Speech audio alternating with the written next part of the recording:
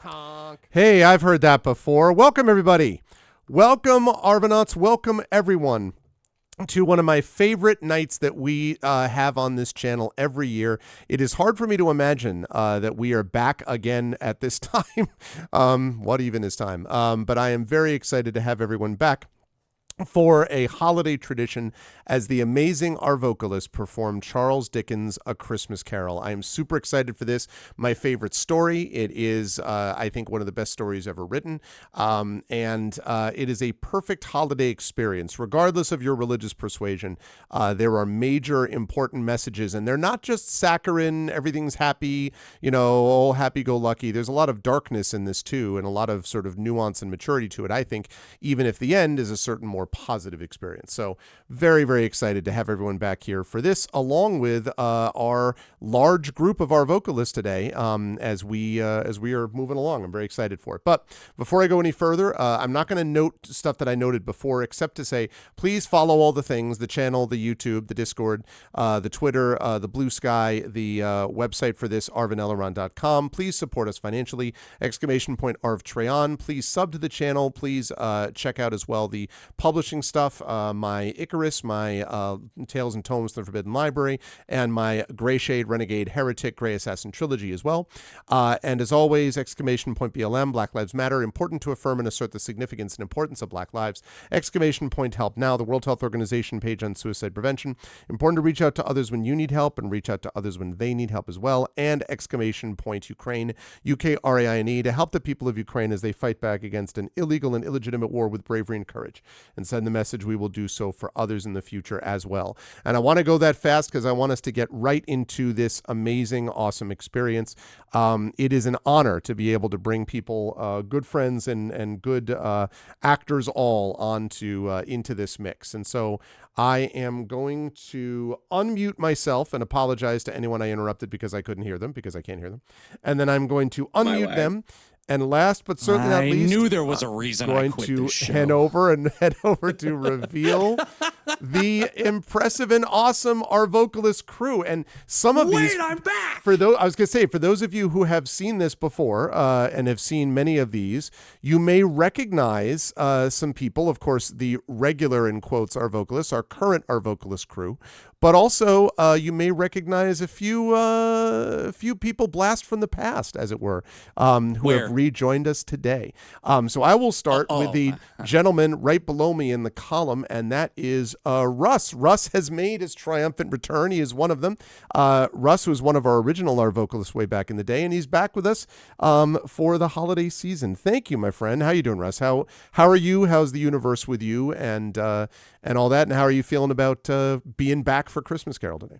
I'm well. Thanks for having me back, Arv. We're in the hybrid part of the year where my kids are on winter break and my wife is not, so I get to watch them all day, and that's how I know that we're in the holiday season. And Russ and I have also been playing, along with a mutual friend of ours, a little bit of Return to Moria, and I'm here to tell you that game is fun. And we have been able Minecraft. Minecraft, including the singing. It really, dude, it's a lot of fun. It really is. Yeah, sounds incredible. It's a good time. So I'll have to talk to you more about that as a person who enjoys a bit of Lord of the Rings now and again.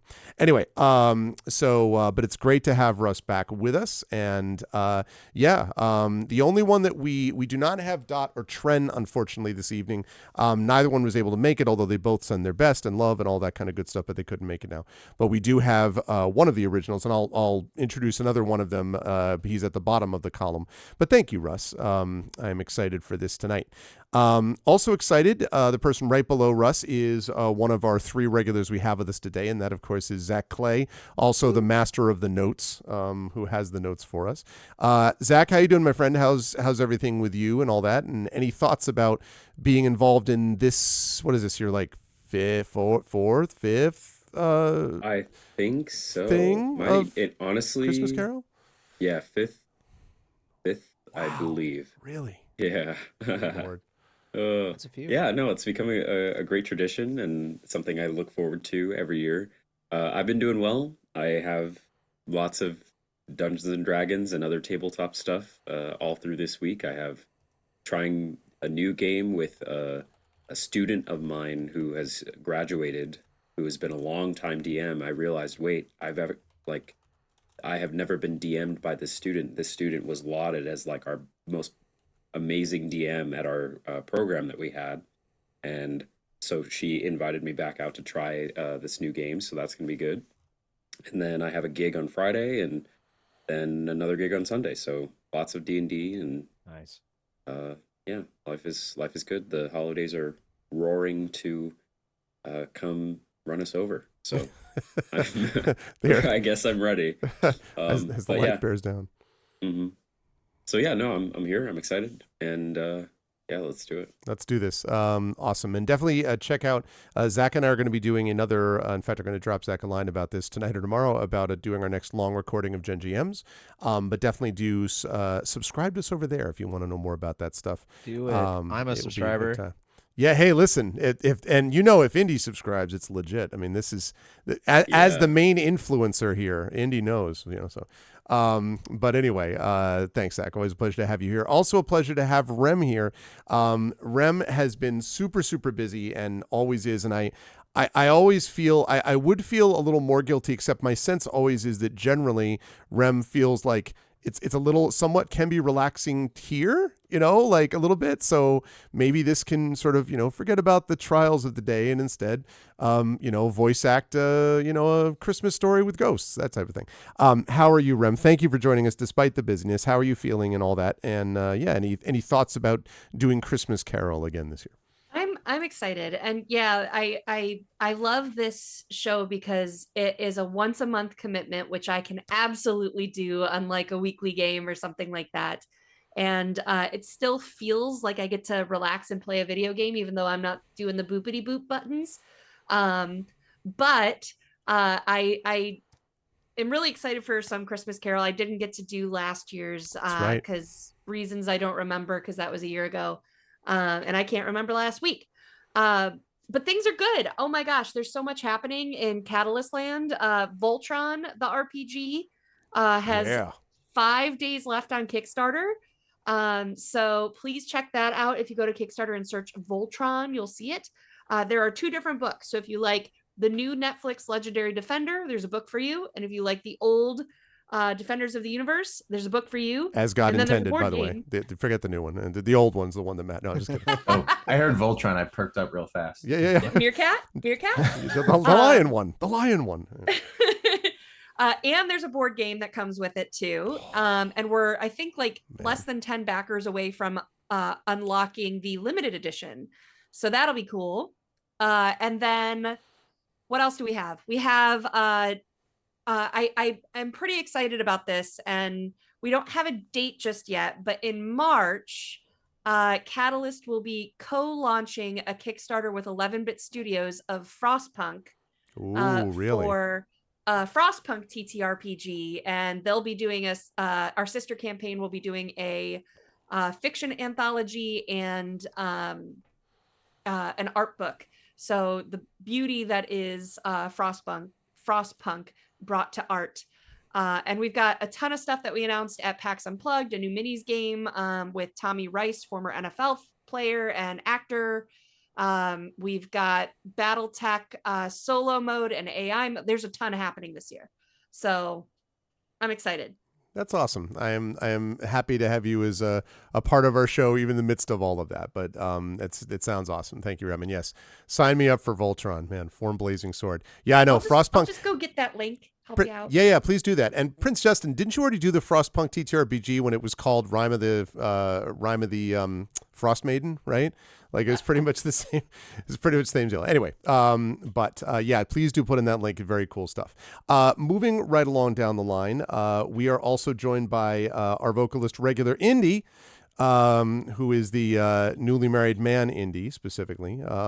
So it's good to see you. How's Tricks with you? I've been watching a couple of the either lurking or watching with the Indiana Jones circle stuff, which has been a lot of fun to watch you play that. Yeah, I know. I've been really like, you know what? This is pretty freaking good, honestly, from what it looks like.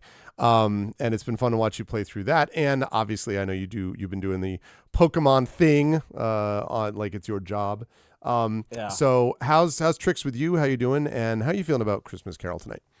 Life is fantastic. Pokemon's been kind of crazy. I actually I have some videos on my various socials that are doing very well, and it's something that I have not experienced from my own edited content. So it's been very cool. I've been doing that. It's been doing well. Indiana Jones, I was not expecting it to be so good, but it is fantastic. If you have a chance to play the new Indiana Jones game, like genuinely, it's just a fun time. There's it's got like the Indiana Jones like nostalgia, but also like has like some of this, like the gameplay's fun. It's got some like funny quirkiness to it as well. So highly recommend it.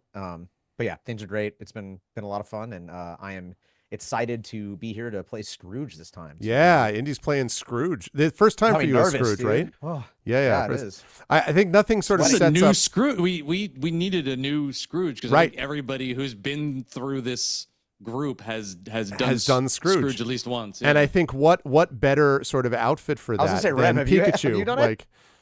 I thought you. Yeah, no, Rem that's is right. next year. That's right. The Rem is next year. We would have done. I think we had you set up to do it last year, if I'm not mistaken. But then something happened. I don't remember what it was either.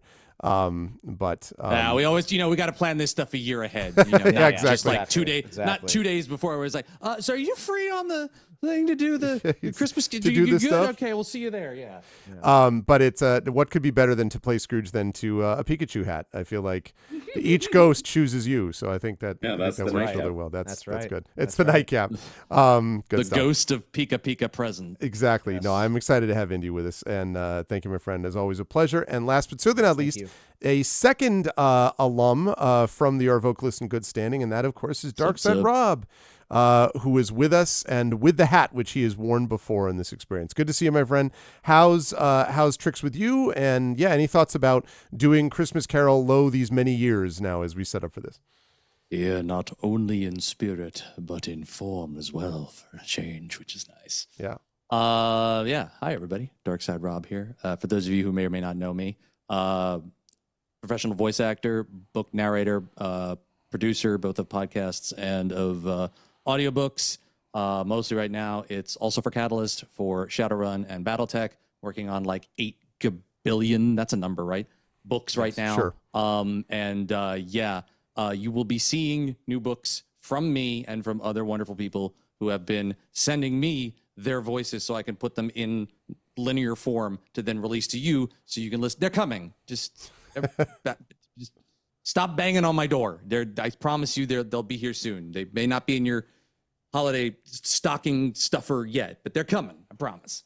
Also, streamer on Twitch TV, twitch.tv/DarksideRob. Not playing Indiana Jones and the Great Circle yet, but everything I've heard about it is phenomenal. And I am currently playing Stalker 2, which is fantastic. I'm enjoying greatly.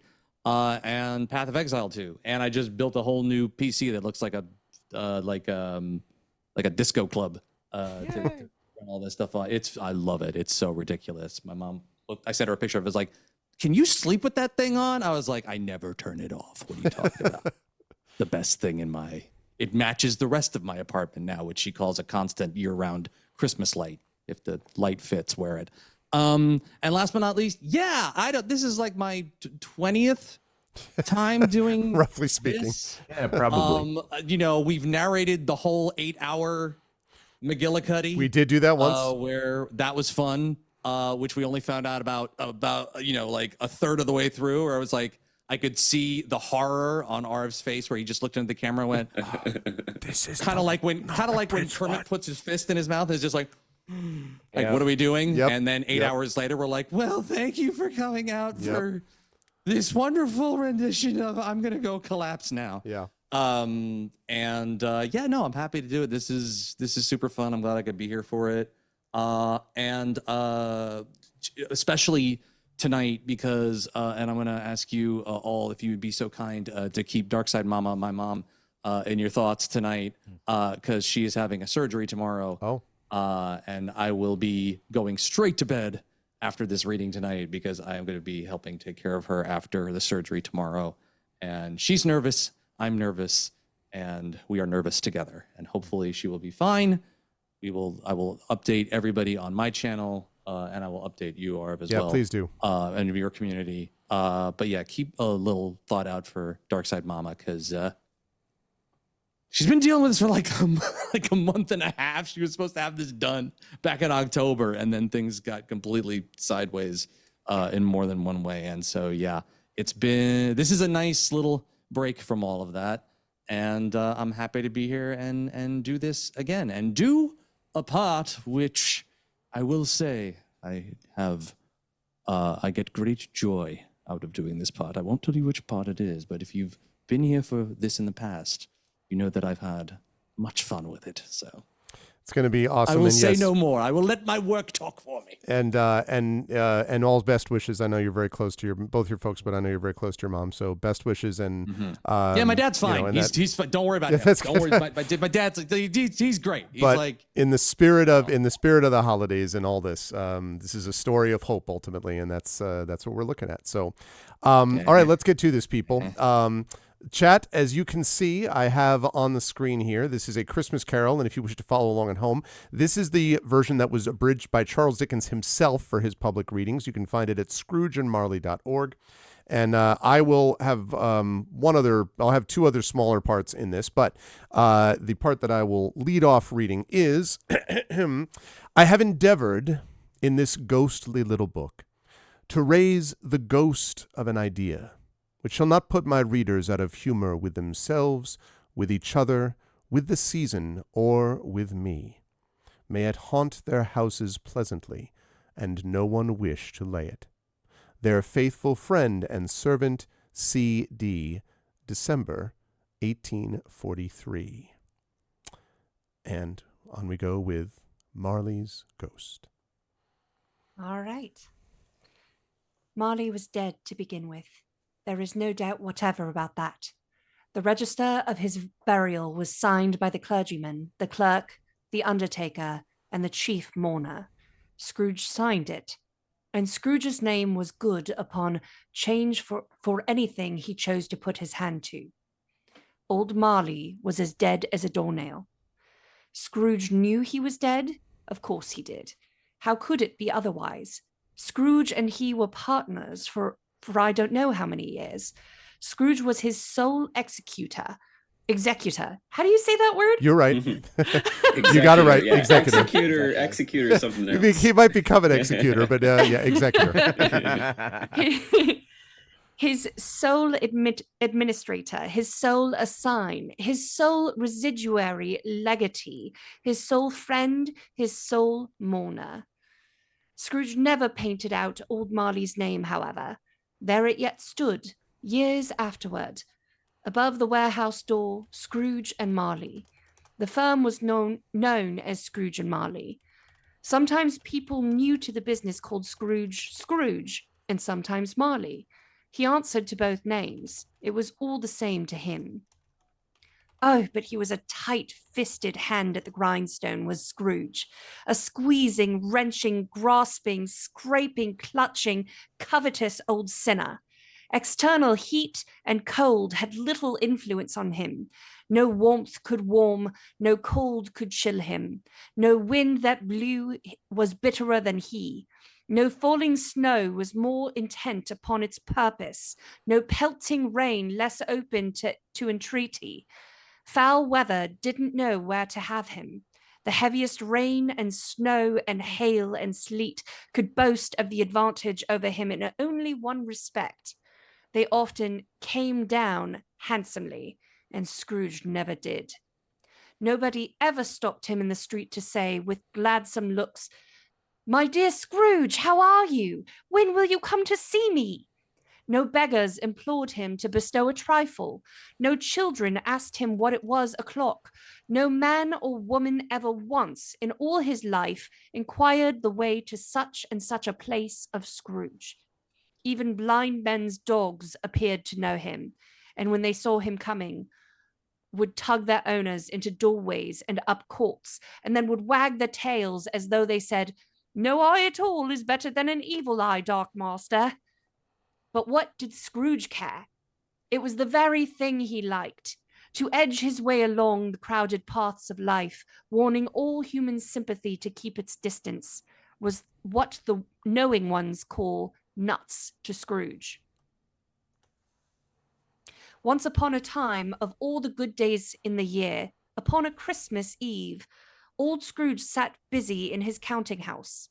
It was cold, bleak biting, foggy weather, and the city clocks bad only just gone 3, but it was quite dark already.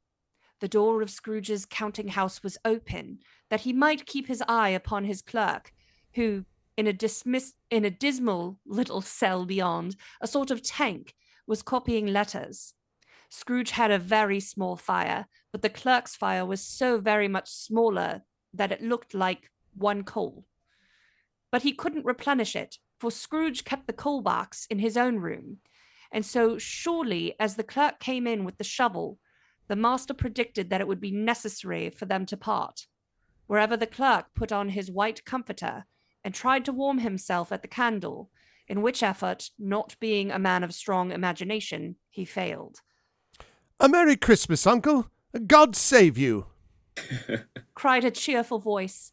It was the voice of Scrooge's nephew, who came upon him so quickly that this was the first intimation Scrooge had of his approach. Bah! Said Humbug. Scrooge. Humbug. "Christmas a humbug, Uncle! Oh, you don't mean that, I'm sure." I do. Out upon Merry Christmas. What Christmas time to you but a time for paying bills without money, a time for finding yourself a year older and not an hour richer, a time for balancing your books and having every item in 'em through round dozen of months presented dead against you? Find my will every idiot who goes about with Merry Christmas on his lips should be boiled with his own pudding. Buried with a stake of holly through his heart he should. "Uncle!" Nephew, keep Christmas in your own way and let me keep it in mine. "Keep it? But you don't keep it." Let me leave it alone then. Much good may it do you. Much good it has ever done you. "There are many things from which I might have derived good, by which I have not profited, I dare say, Christmas among the rest. But I am sure I have always thought of Christmas time when it has come round, apart from the veneration due to its sacred origin, if anything belonging to it can be apart from that, as a good time. A kind, forgiving, charitable, pleasant time. The only time I know of in the long calendar of the year when men and women seem by one consent to open their shut-up hearts freely, and to think of people below them as if they really were fellow travelers to the grave, and not another race of creatures bound on other journeys. And therefore, Uncle, though it has never put a scrap of gold or silver in my pocket, I believe that it has done me good, and will do me good, and I say God bless it." The clerk in the tank involuntarily applauded. That's a hard word to say, Yes, he did. Let me hear another sound from you, said Scrooge. and you'll keep your Christmas by losing your situation. You're quite a powerful speaker, sir, he added, turning to his nephew. I wonder you don't go into Parliament. Don't be angry, Uncle. Come, dine with us tomorrow. Scrooge said that he would see him. Yes, indeed, he did. He went the whole length of the expression and said that he would see him in that extremity first. "But why?" cried Scrooge's nephew. "Why?" Why did you get married? "Because I fell in love." Because you fell in love? Growled Scrooge, as if that were the only thing in the world more ridiculous than a Merry Christmas. Good afternoon. "Nay, Uncle, but you never came to see me before that happened. Why give it as a reason for not coming now?" Good afternoon. "I want nothing from you. I ask nothing of you. Why cannot we be Good friends?" Afternoon. "I am sorry with all my heart to find you so resolute. We have never had any quarrel to which I have been a party. But I have made the trial in homage to Christmas, and I'll keep my Christmas humor to the last. So, a Merry Christmas, Uncle. Good afternoon. And a Happy New Year." Good afternoon. His nephew left the room without an angry word, notwithstanding. The clerk, in letting Scrooge's nephew out, had let 2 other people in. They were portly gentlemen, pleasant to behold, and now stood with their hats off in Scrooge's office. They had books and papers in their hands and bowed to him. Scrooge and Marley's, I believe, said one of the gentlemen, referring to his list. Ah, have I the pleasure of addressing Mr. Scrooge or Mr. Marley?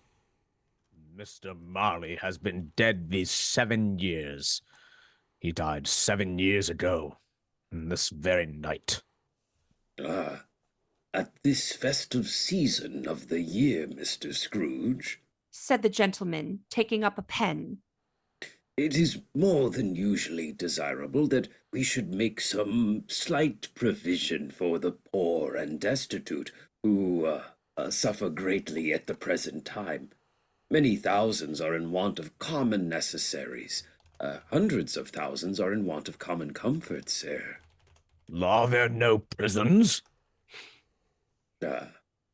Plenty of prisons, but under the impression that they scarcely furnish Christian cheer of mind or body to the unoffending multitude, few of us are endeavoring to raise a fund to buy the poor some meat and drink and means of warmth. We choose this time because it is a time of all others when want is keenly felt and abundance rejoices. So what shall I put you down for? Nothing. You wish to be anonymous? I wish to be left alone. Since you ask me what I wish, gentlemen, that is my answer. Don't make merry myself at Christmas, and I can't afford to make idle people merry. I help to support the prisons and the workhouses. They cost enough, and those who are bad off must go there.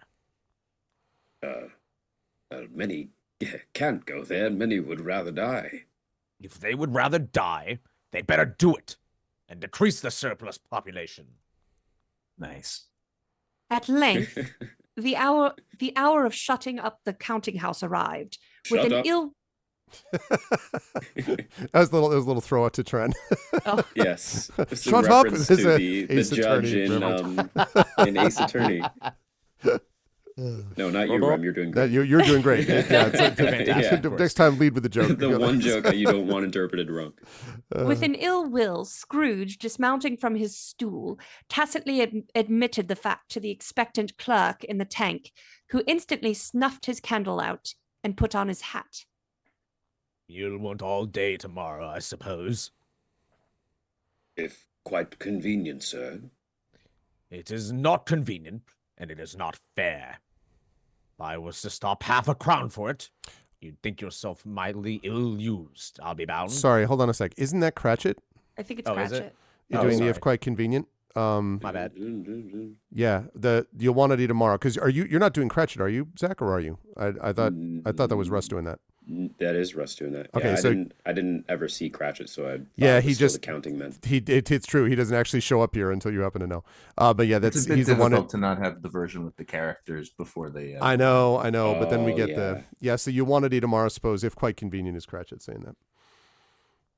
Wait, was I reading correctly though? You were fine. Yeah, it was just Zach Okay, jumped in okay, because okay. there are no numbers there, obviously. But yeah, that Got should be Cratchit. Okay, It so is double not back real quick. convenient. Yeah, so go ahead with you'll maybe start with you'll want all day. You'll want all day tomorrow, I suppose. Russ. Oh, so this is Cratchit? If quite convenient, sir, is Cratchit. Yes. Okay, got it. No context clues. If quite convenient, sir. It is not convenient, and it is not fair. If I was to stop half a crown for it, you'd think yourself mightily ill-used, I'll be bound. Yes, sir. And yet you don't think me ill-used when I pay a day's wages for no work. It's only once a year, sir. A poor excuse for picking a man's pocket every 25th of December. But I suppose you must have the whole day. Be here all the earlier next morning. I will, I promise. The clerk promised that he would, and Scrooge walked out with a growl.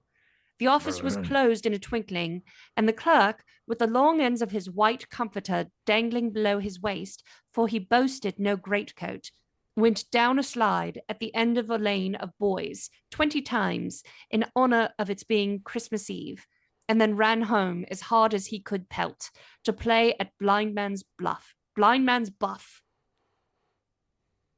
Scrooge took his melancholy dinner in his usual melancholy tavern, and having read all the newspapers and beguiled the rest of the evening with his banker's book, went home to bed.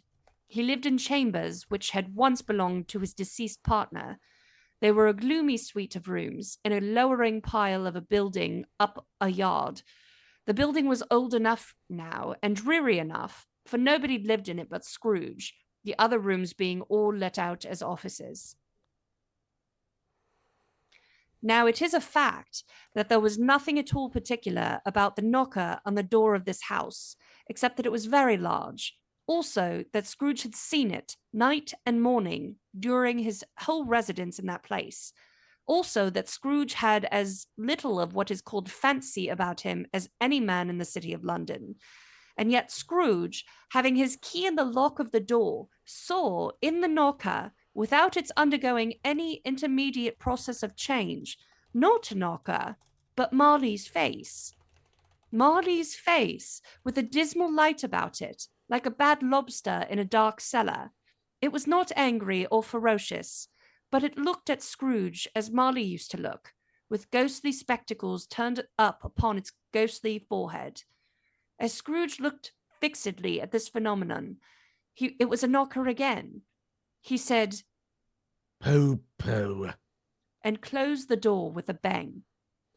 The sound resounded through the house like thunder. Every room above and every cask in the wine merchant's cellars below appeared to have a separate peal of echoes of its own. Scrooge was not a man to be frightened by echoes. He fastened the door and walked across the hall and up the stairs, slowly, too, trimming his candle as he went. Up Scrooge went, not carrying a button for it being very dark. Darkness is cheap, and Scrooge liked it. But before he shut his heavy door, he walked through his rooms to see that all was right. He had just enough recollection of the face to desire to do that. Sitting room, bedroom, lumber room, all as they should be.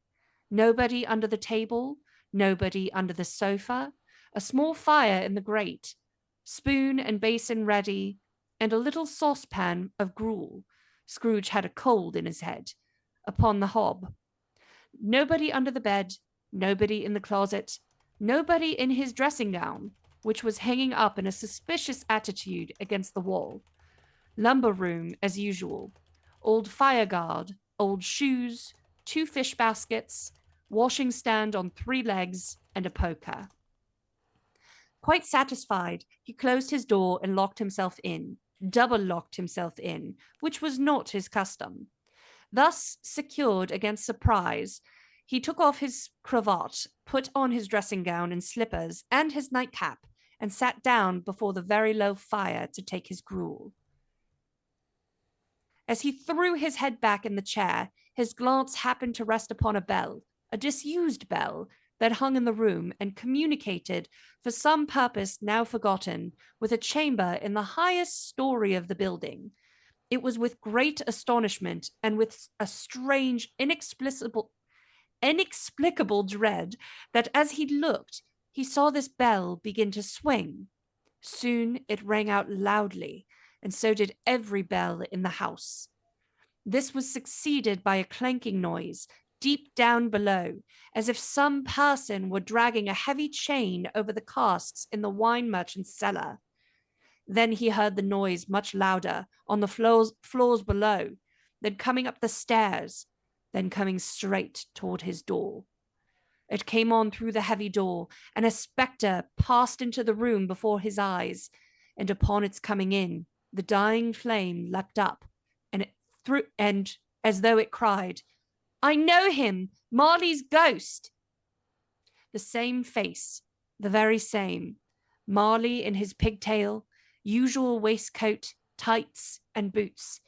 His body was transparent, so that Scrooge, observing him and looking through his waistcoat, could see the 2 buttons on his coat behind. Scrooge had often heard it said that Marley had no bowels, but he had never believed it until now.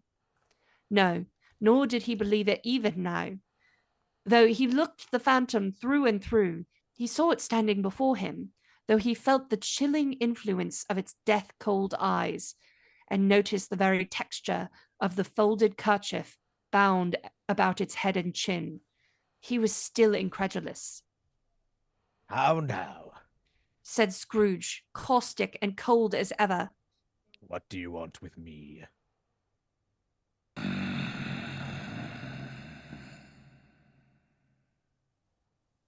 Much. Marley's voice, no doubt about it. Who are you? Asked me who I was. Who were you then? In life, I was your partner, Jacob Marley. Can you sit down? I can. Do it then. Scrooge asked the question because he didn't know whether a ghost so transparent might find himself in a condition to take a chair, and felt that in the event of its being impossible, it might involve the necessity of an embarrassing explanation. But the ghost sat down on the opposite side of the fireplace, as if he were quite used to it.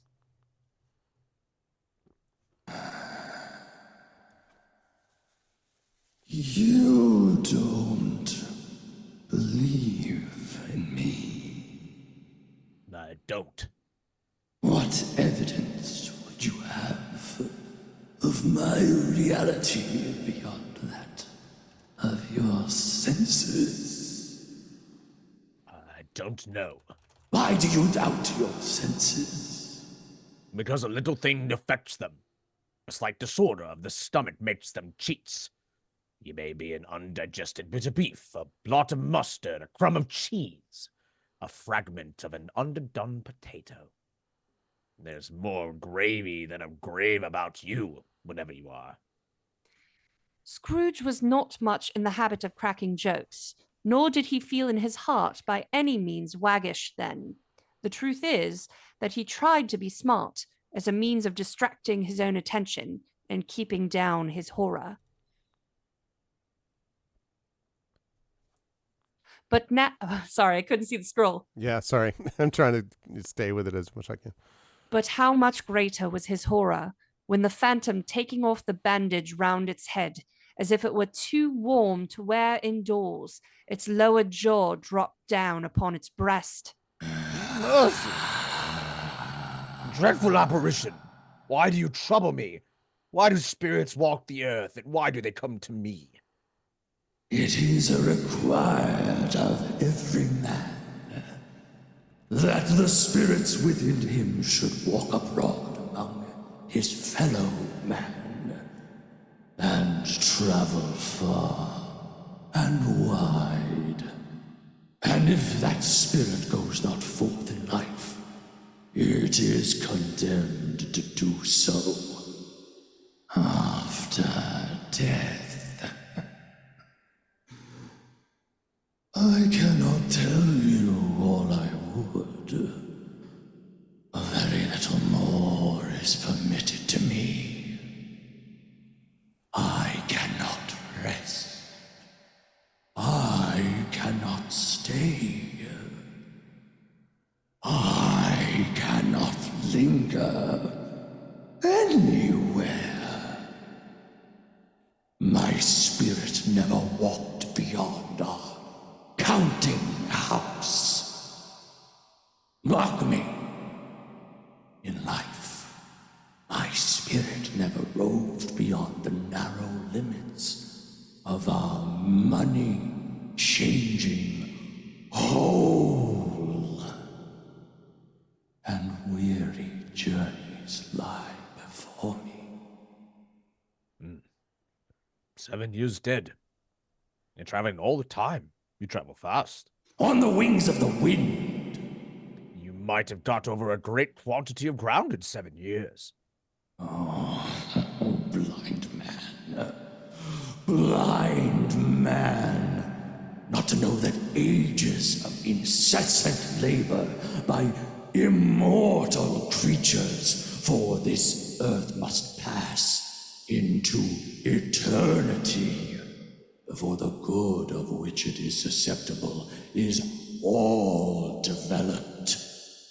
Not to know that any Christian spirit working kindly in its little sphere, whatever it may be, will find its mortal life too short for its vast means of usefulness. Not to know that no space of regret can make amends for one's life's opportunities misused. Yet I was like this man. I was once like this man. But you were always a good man of business, Jacob.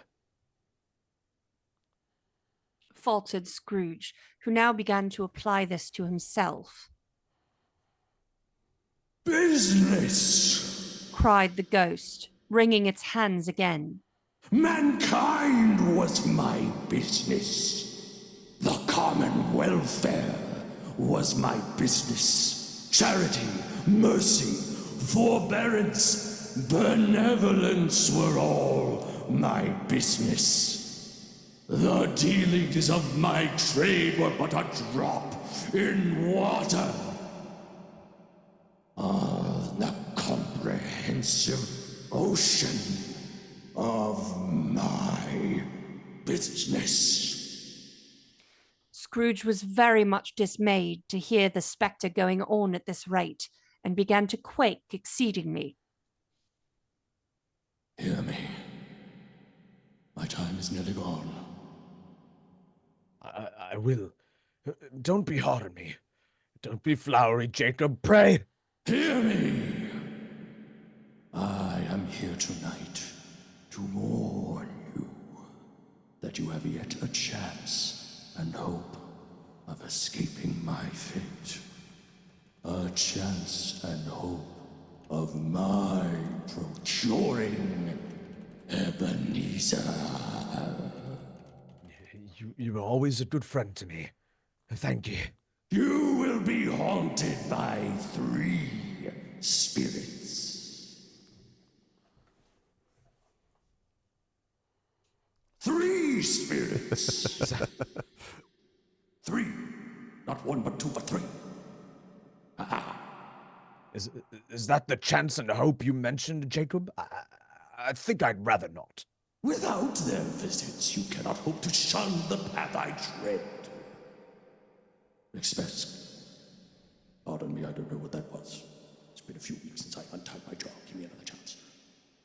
Expect the first. Expecto Patronum. Expect all of the expectations. The first tomorrow night, when the bell tolls 1. Expect the second on the next night at the same hour. The third upon the next night when the last stroke of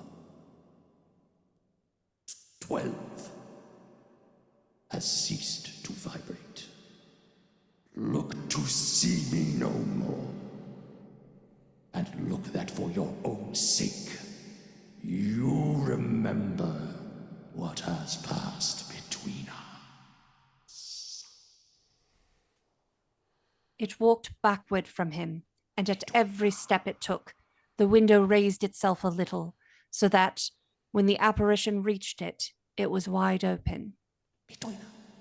Scrooge closed the window and examined the door by which the ghost had entered. It was double locked, as he had locked it with his own hands, and the bolts were undisturbed. Scrooge tried to say, but stopped at the first syllable. Nice.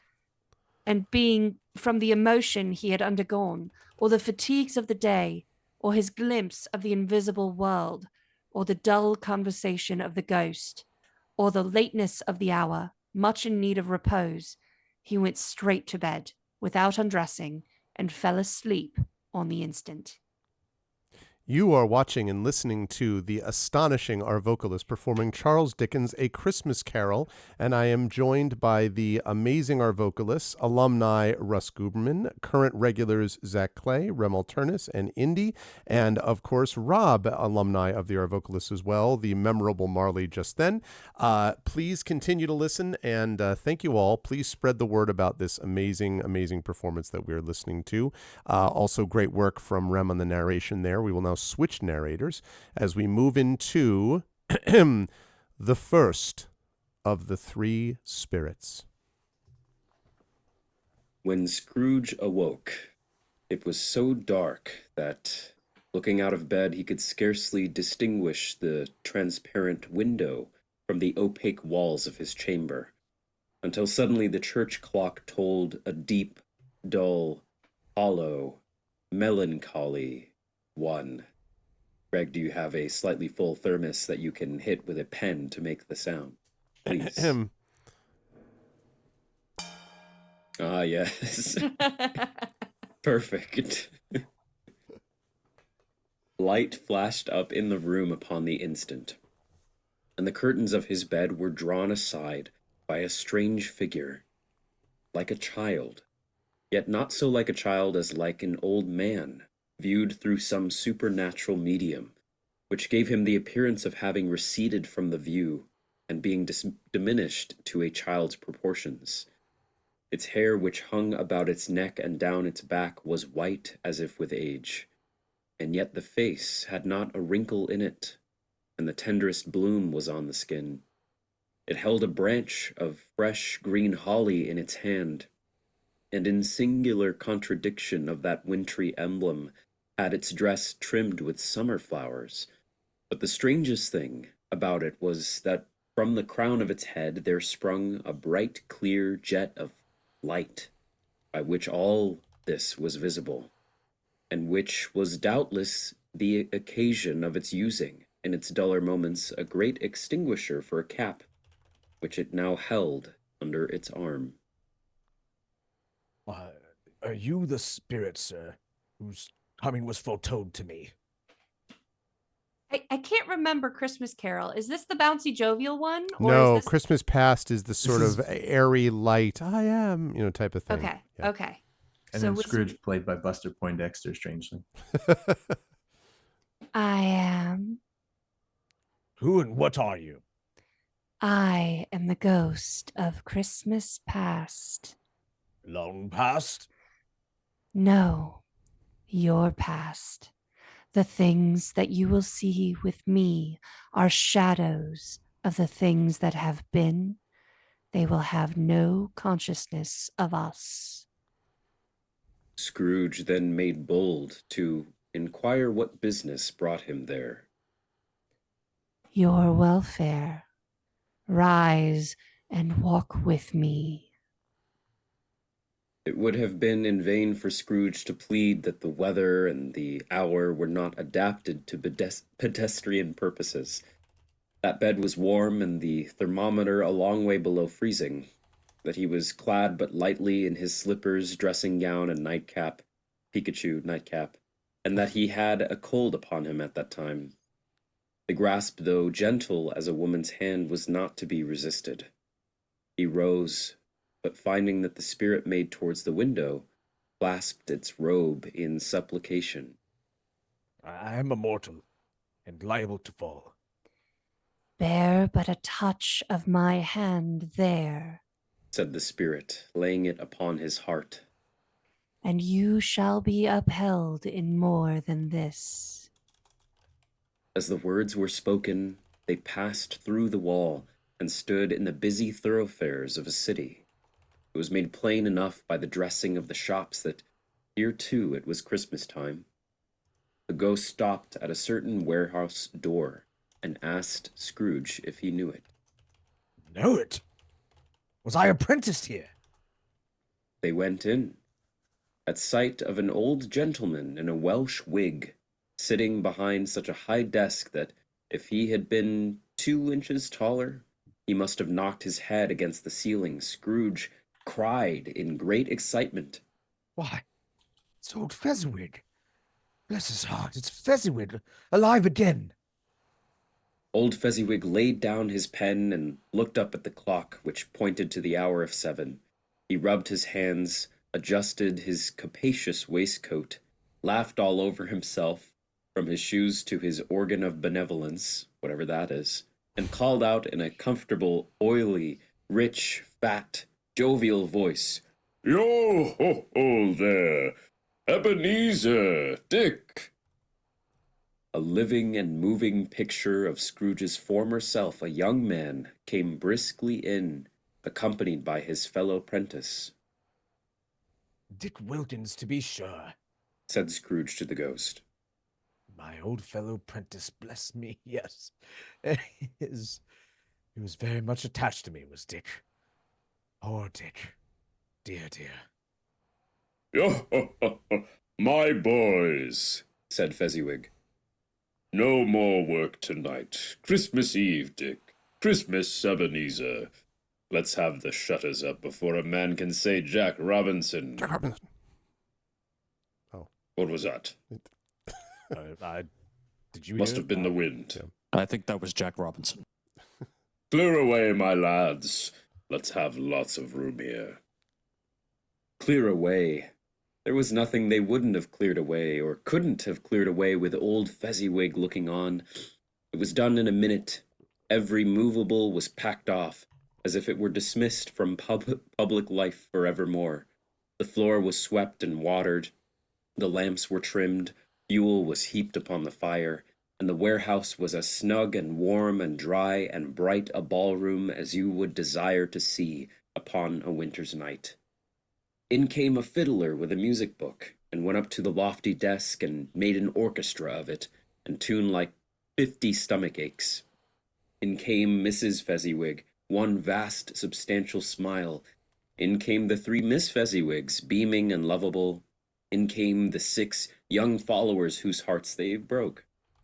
In came all the young men and women employed in the business. In came the housemaid with her cousin the baker. In came the cook with her brother's particular friend, the milkman. In they all came one after another, some shyly, some boldly, some gracefully, some awkwardly, some pushing, some pulling.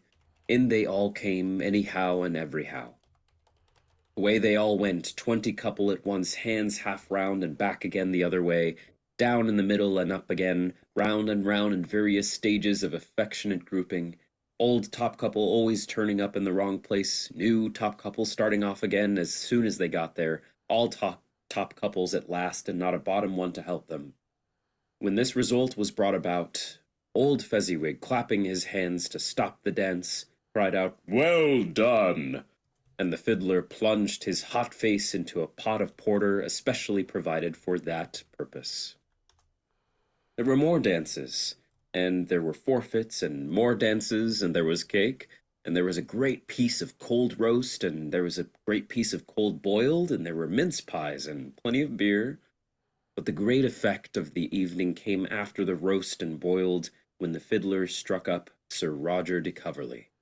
And old Fezziwig stood out to dance with Mrs. Fezziwig, top couple too, with a good stiff piece of work cut out for them, 3 or 4 and 20 pair of partners, people who were not to be trifled with, people who would dance and had no notion of walking.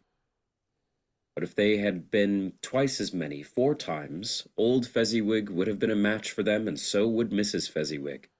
As to her, she was worthy to be his partner in every sense of the term. Positive light appeared to issue from Fezziwig's calves. They shone in every part of the dance. You couldn't have predicted at any given time what would become of them next.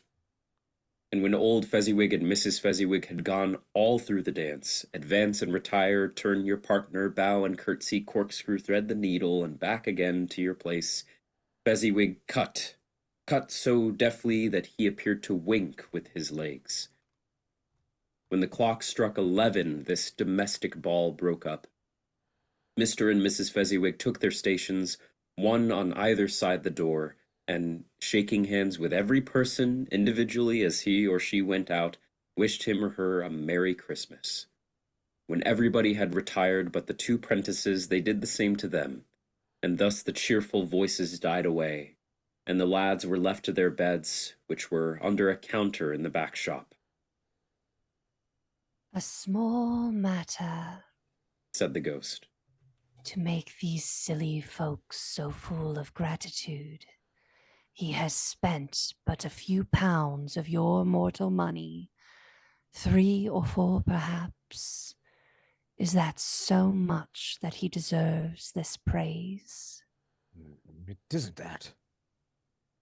Said Scrooge, heated by the remark, and speaking unconsciously like his former, not his latter self. It isn't that, Spirit. He has the power to render us happy or unhappy, to make our service light or burdensome, a pleasure or toil. Say that his power lies in words and looks, in things so slight and insignificant that it is impossible to add and count them up. What then?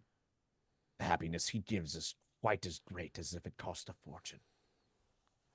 He felt the spirit's glance and stopped. What is the matter? No, Was Spirit. That's Is that Spirit? yeah, Okay. that's right. Okay. What is the matter? Nothing particular. Something, I think. Bah.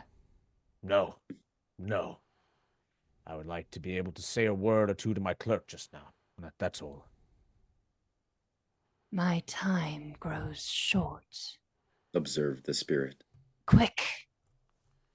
This was not addressed to Scrooge or to any one whom he could see, but it produced an immediate effect.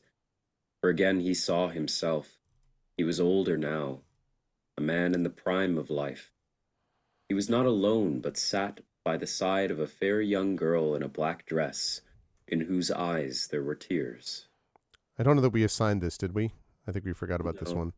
Mm-hmm. So we can't have Remy because of the past. Russ, do you want to take this on, Russ? Where are we right now? This is It Matters Little. This is his beloved from the past. It matters little. She said softly to Scrooge's former self. To you, very little. Another idol has displaced me, and if I can comfort you in time to come, as I would have tried to do, I have no just cause to grieve. What idol has displaced you?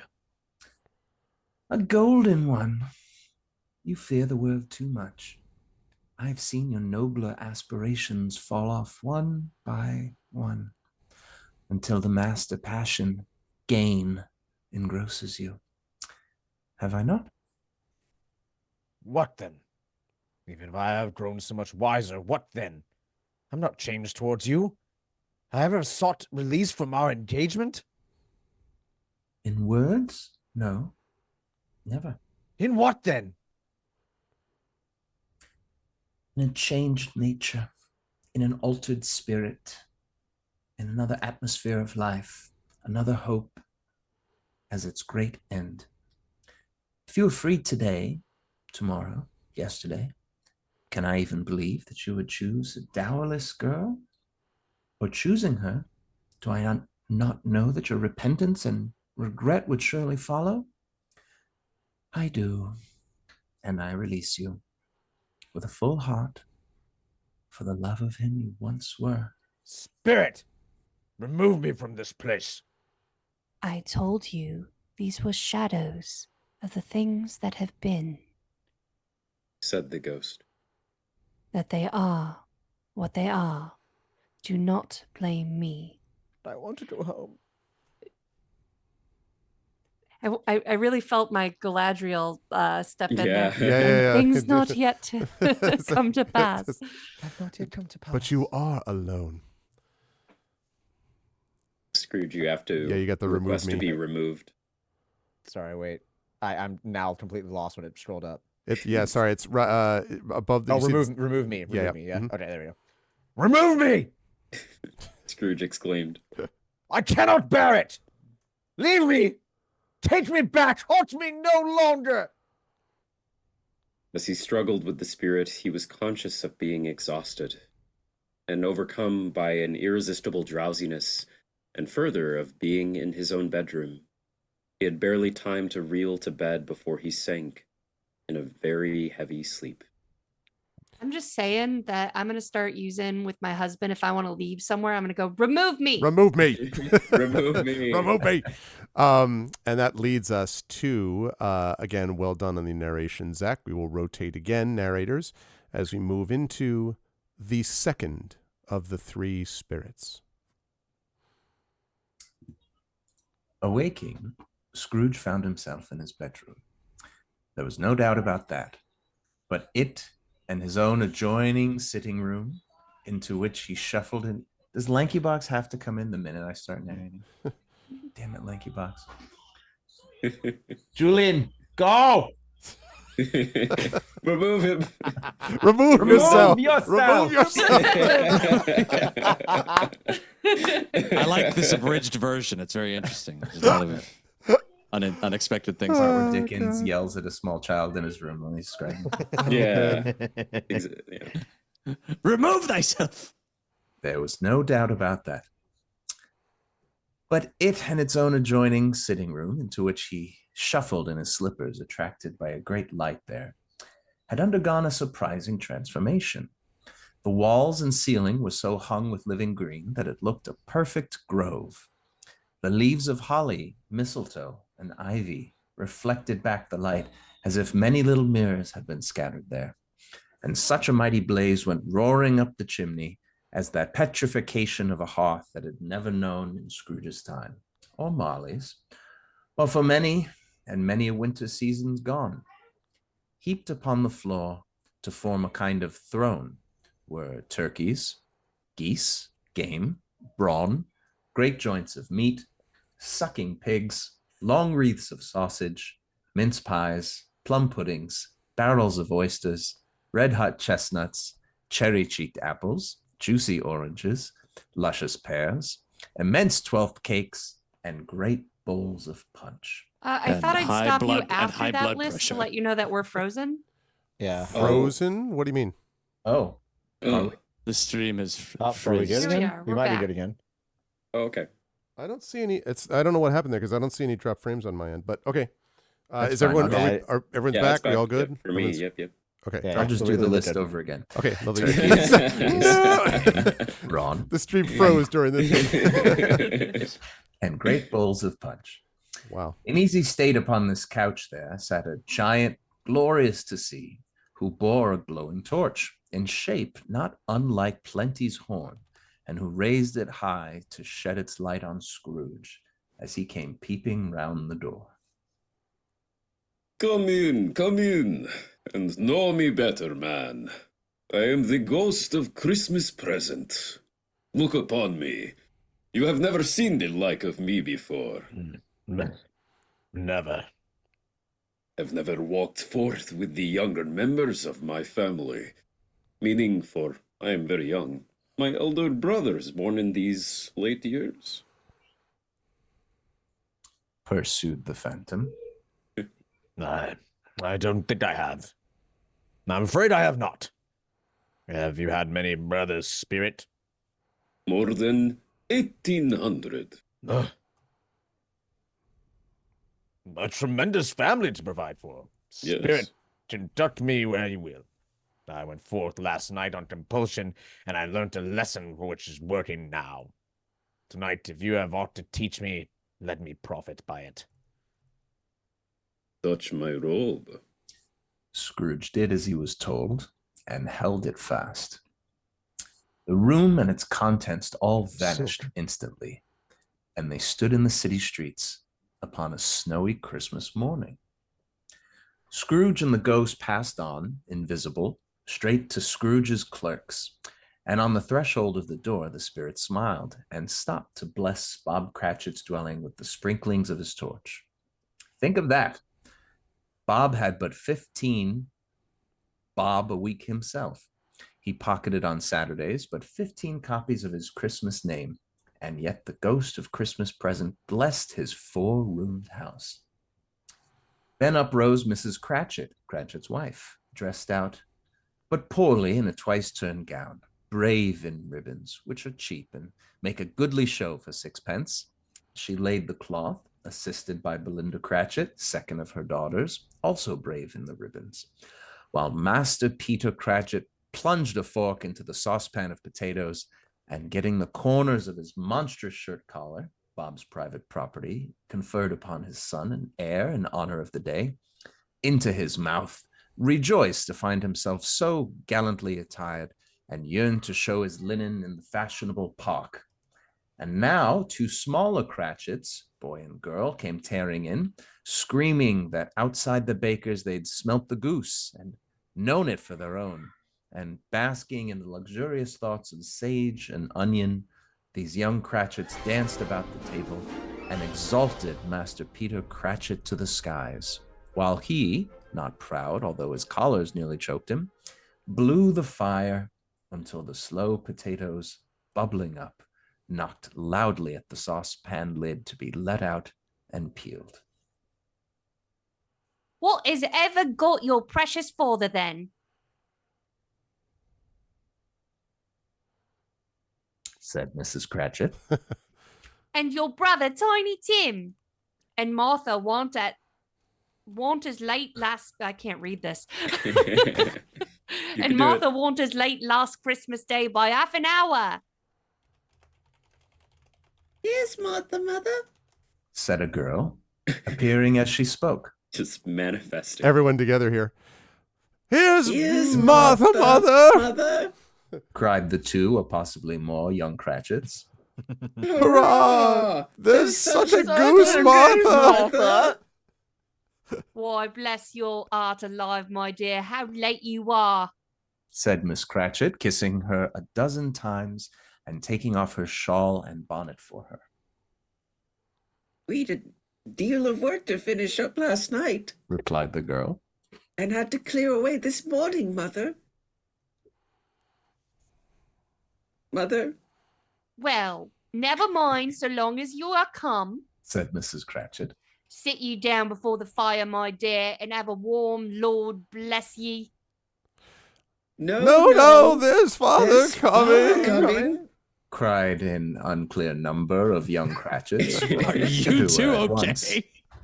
Hide, Martha! Hide! God, these children sound like Times are really tough, aren't they? They're everywhere at The whole family once. is in puberty at the same time. Yeah. So Martha hid herself, and in came little Bob, the father, with at least 3 feet of comforter, exclusive of the fringe, hanging down before him, and his threadbare clothes donned up and brushed to look seasonable, and Tiny Tim was upon his shoulder. Alas, for Tiny Tim, he bore a little crutch and had his limbs supported by an iron frame. Why, where's Aunt Martha? Cried Bob Cratchit, looking round. Not coming, Said Mrs. Cratchit. Not coming, said Bob, with a sudden declination and high spirits, for he had been Tim's blood horse all the way from church, and had come home rampant. Not coming upon Christmas Day. Martha didn't like to seem disappointed, if it were only in joke, so she came out prematurely from behind the closet door and ran into his arms, while the 2 or possibly more young Cratchits hustled Tiny Tim and bore him off to the wash house that he might hear the pudding singing in the copper. And how did little Tim behave? Asked Mrs. Cratchit when she had rallied Bob on his credulity, and Bob hugged his daughter to his heart's content. As good as gold, said Bob, and better.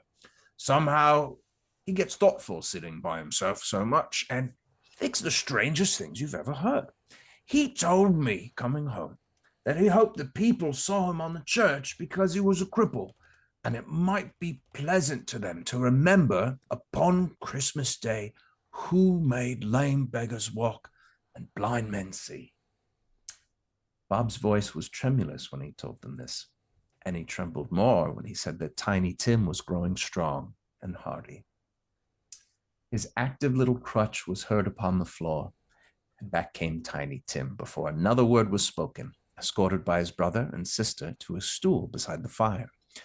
And while Bob, turning up his cuffs as if, poor fellow, they were capable of being made more shabby, compounded some hot mixtures into a jug with gin and lemons and stirred it round and round, put it on the hob to simmer.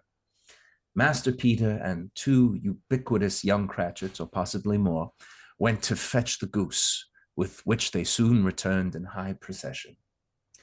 Mrs. Cratchit made the gravy, ready beforehand in a little saucepan, hissing hot. Master Peter mashed the potatoes with incredible vigor. Miss Belinda sweetened up the applesauce. Martha dusted the hot plates. Bob took Tiny Tim beside him in a tiny corner at the table. The two, or possibly more, young Cratchits set chairs for everybody, not forgetting themselves, and mounting guard upon their posts, crammed spoons into their mouths, lest they should shriek for goose before their turn came to be helped. At last, the dishes were set on, and grace was said. It was succeeded by a breathless pause as Mrs. Cratchit, looking slowly along the carving knife, prepared to plunge it into the breast.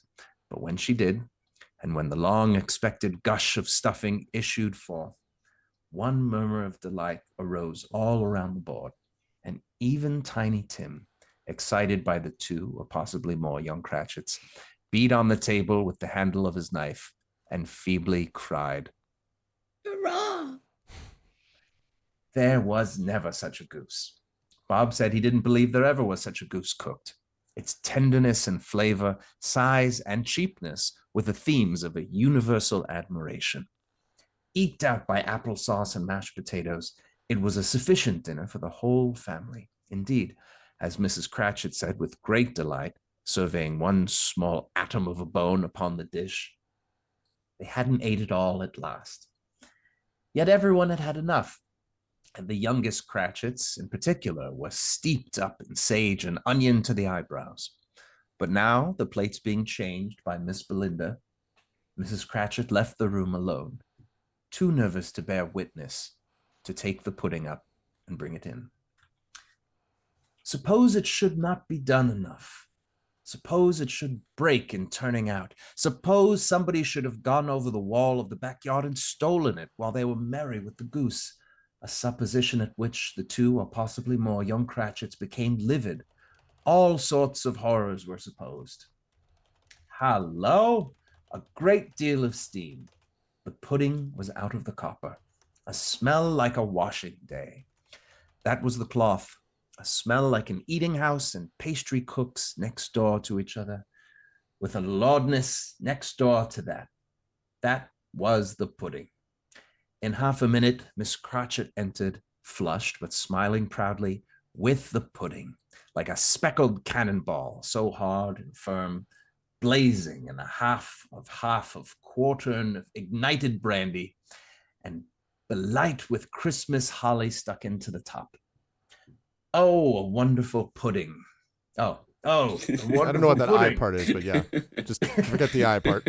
A wonderful pudding. You're my It's Actually, Cratchit it's said. actually aware that you're both narrating and Bob Cratchit. So. It's like the new memoir, I, Bob Cratchit. Oh, You've I'm a never heard pudding, of I think. Pudding I'm the first, pudding. the great Pudding the First. Yeah. A wonderful pudding am I, Bob Cratchit said, and calmly, too, that he regarded it as the greatest success achieved by Mrs. Cratchit since their marriage. Mrs. Cratchit said that now the weight was off her mind. She would confess that she had her doubts about the quantity of flour. Everybody I had some- my doubts about the quantity of flour. As I said, everybody had something to say about it, but nobody said or thought it was at all a small pudding for a large family. Any Cratchit would have blushed to hint at such a thing. At last, dinner was all done. The cloth was cleared, the hearth swept, and the fire made up. The compound in the jug being tasted and considered perfect, apples and oranges were put upon the table, and a shovel full of chestnuts on the fire. Then all the Cratchit family drew around the hearth in what Bob Cratchit called a circle. This is a circle! And at Bob Cratchit's elbow stood the family display of glass. 2 tumblers, a custard cup without a handle. These held hot stuff from the jug, however, as well as golden goblets would have done, and Bob served it out with beaming looks while the chestnuts on the fire sputtered and crackled noisily. Then Bob proposed, "A Merry Christmas to all, my dears. God bless us," which all the family re-echoed. Merry Christmas to us all, my dears. God bless us. God bless us, everyone, said Tiny Tim, the last of all. He sat very close to his father's side upon his little stool. Bob held his withered little hand in his, as if he loved the child and wished to keep him by his side, but dreaded that he might be taken from him. Scrooge raised his head speedily on hearing his own name. "Mr. Scrooge," said Bob, "I'll give you, Mr. Scrooge, the founder of the feast." The founder of the feast, indeed, cried Mrs. Cratchit, reddening. I wish I had him here. I'd give him a piece of my mind to feast upon, and I'd hope he'd have a good appetite for it. "My dear," said Bob, "the children at Christmas Day." It should be Christmas Day, I am sure, said she, on which one drinks the health of such an odious, stingy, hard, unfeeling man as Mr. Scrooge. You know he is, Robert. Nobody knows it better than you do, poor fellow. "My dear," was Bob's mild answer, "Christmas Day." I'll drink his health for your sake and the day's, said Mrs. Cratchit. Not for his. Long life to him. A Merry Christmas and a Happy New Year. He'll be very merry and very happy, I have no doubt. The children drank the toast after her. It was the first of their proceedings, which had no heartiness in it. I taught my children passive aggression. And they passed it down for generations to come. Tiny Tim drank it last of all, but he didn't care 2 pence for it. Scrooge was the ogre of the family. The mention of his name cast a dark shadow on the party, which was not dispelled for full 5 minutes. After it had passed away, they were 10 times merrier than before, from the mere relief of Scrooge the baleful being done with. Bob Cratchit told them how he had a situation in his eye for Master Peter, which would bring in, if obtained, full 5 and 6 pence weekly.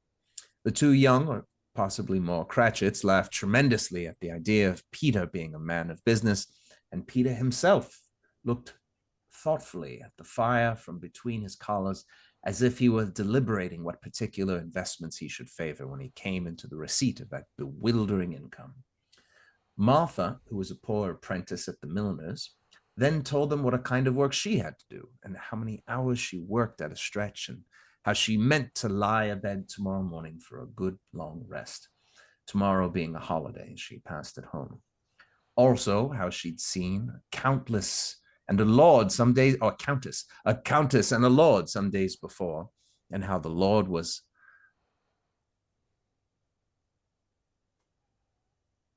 much about as tall as Peter. Oh. At which Peter pulled up his collar so high that you couldn't have seen his herd if you'd been there. All this time, the chestnuts in the jug went round and round, and by they had a song about a lost child traveling in the snow from Tiny Tim, who had a plaintive little voice and sang it very well indeed. There was nothing of high mark in this. They were not a handsome family. That's to put it nicely. They were not well dressed. Their shoes were far from being waterproof. Their clothes were scanty, and Peter might have known, and very likely did, the inside of a pawnbroker's. But they were happy, grateful, pleased with one another, and contented with the time.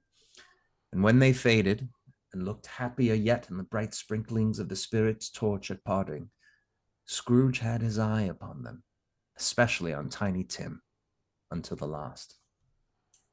It was a great surprise to Scrooge as the scene vanished to hear a hearty laugh. It was a much greater surprise to Scrooge to recognize it as his own nephew's, and to find himself in a bright, dry, gleaming room with the Spirit smiling by his side and looking at that same nephew. It is a fair, even-handed, noble adjustment of things, that while there's an infection and disease and sorrow, there is nothing in the world so as irresistibly contagious as laughter and good humor. When Scrooge's nephew laughed, Scrooge's niece by marriage laughed as heartily as he, and their assembled friends, being not a bit behindhand, laughed out lustily. He said that Christmas was a humbug as I live, cried Scrooge's nephew. He believed it, too. Don't you agree, my wife, who we didn't cast for this? More shame for him, Fred, said Scrooge's uncasted niece indignantly.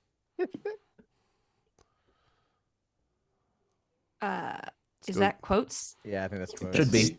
Bless those women. They never do any. No. That's still the narrator. It is? Like, what women are we talking tricked about? all Well, of it's us. definitely not the niece saying this about herself. It's Oh, Yeah, fair I enough. guess so. Yeah. Bless me. Bless those women. They never do anything by halves. They are always in earnest. She was very pretty, exceedingly pretty.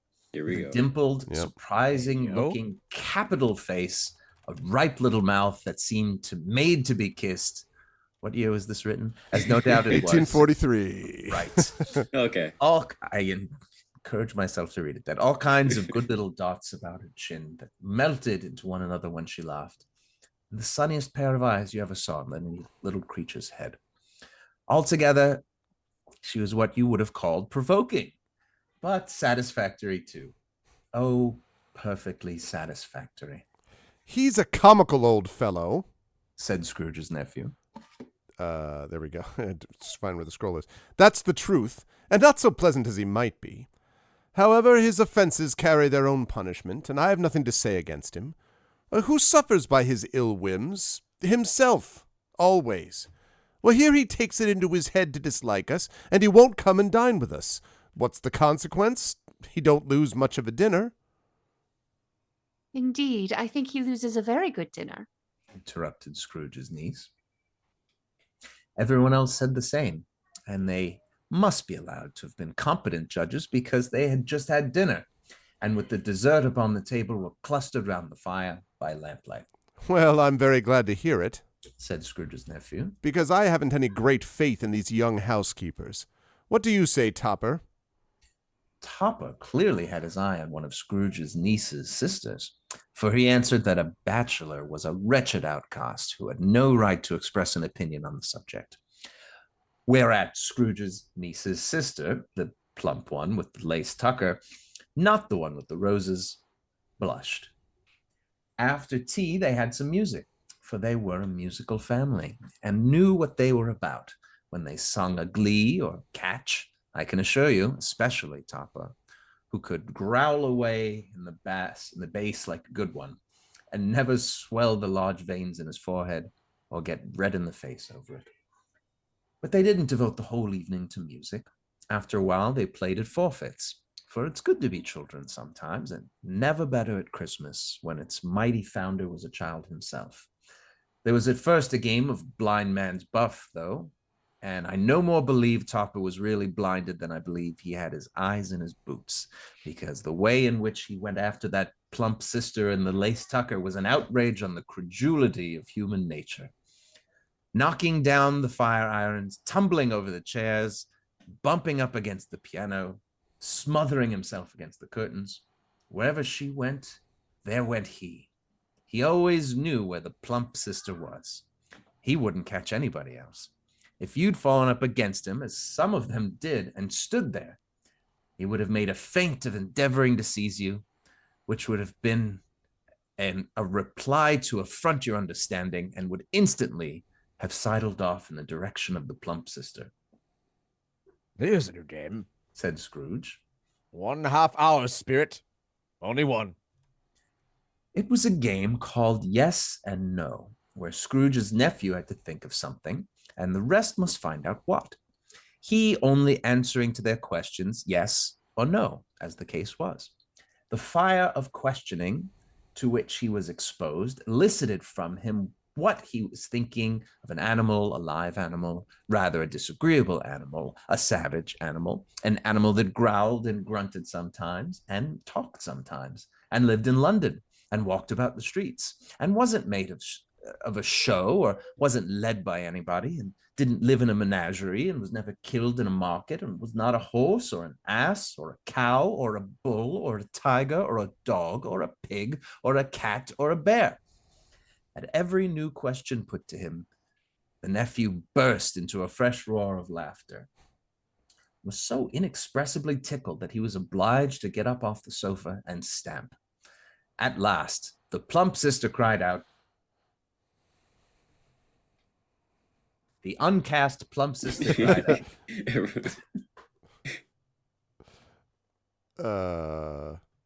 No one wants to be the chased around uncast. No one I wants found to it be the out. plump sister. I know what it is, Fred. I know what it is. What is it? cried Fred. It's your Uncle Scrooge. Which it certainly was. Admiration was the sentiment, though some objected that the reply, "Is it a bear?" ought to have been yes. Uncle Scrooge had imperceptibly become so gay and light of heart that he would have drank to the unconscious company in an inaudible speech.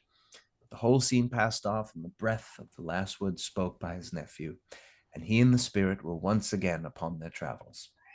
Much they saw, and far they went, and many homes they visited, but always with a happy end. The spirit stood by sick beds, and they were cheerful, on foreign lands, and they were close at home, by struggling men, and they were patient in their greater hope, by poverty, and it was rich. In almshouse, hospital, and in jail, in misery's every refuge, where vain man in his little brief authority had not been made fast the door, and barred the spirit out, he left his blessing, and taught Scrooge his precepts. Suddenly, as they stood together in an open place, the bell struck 12. Oh, Oh. sorry. Oh, I got to do the echo. Hold on. Okay, there we go.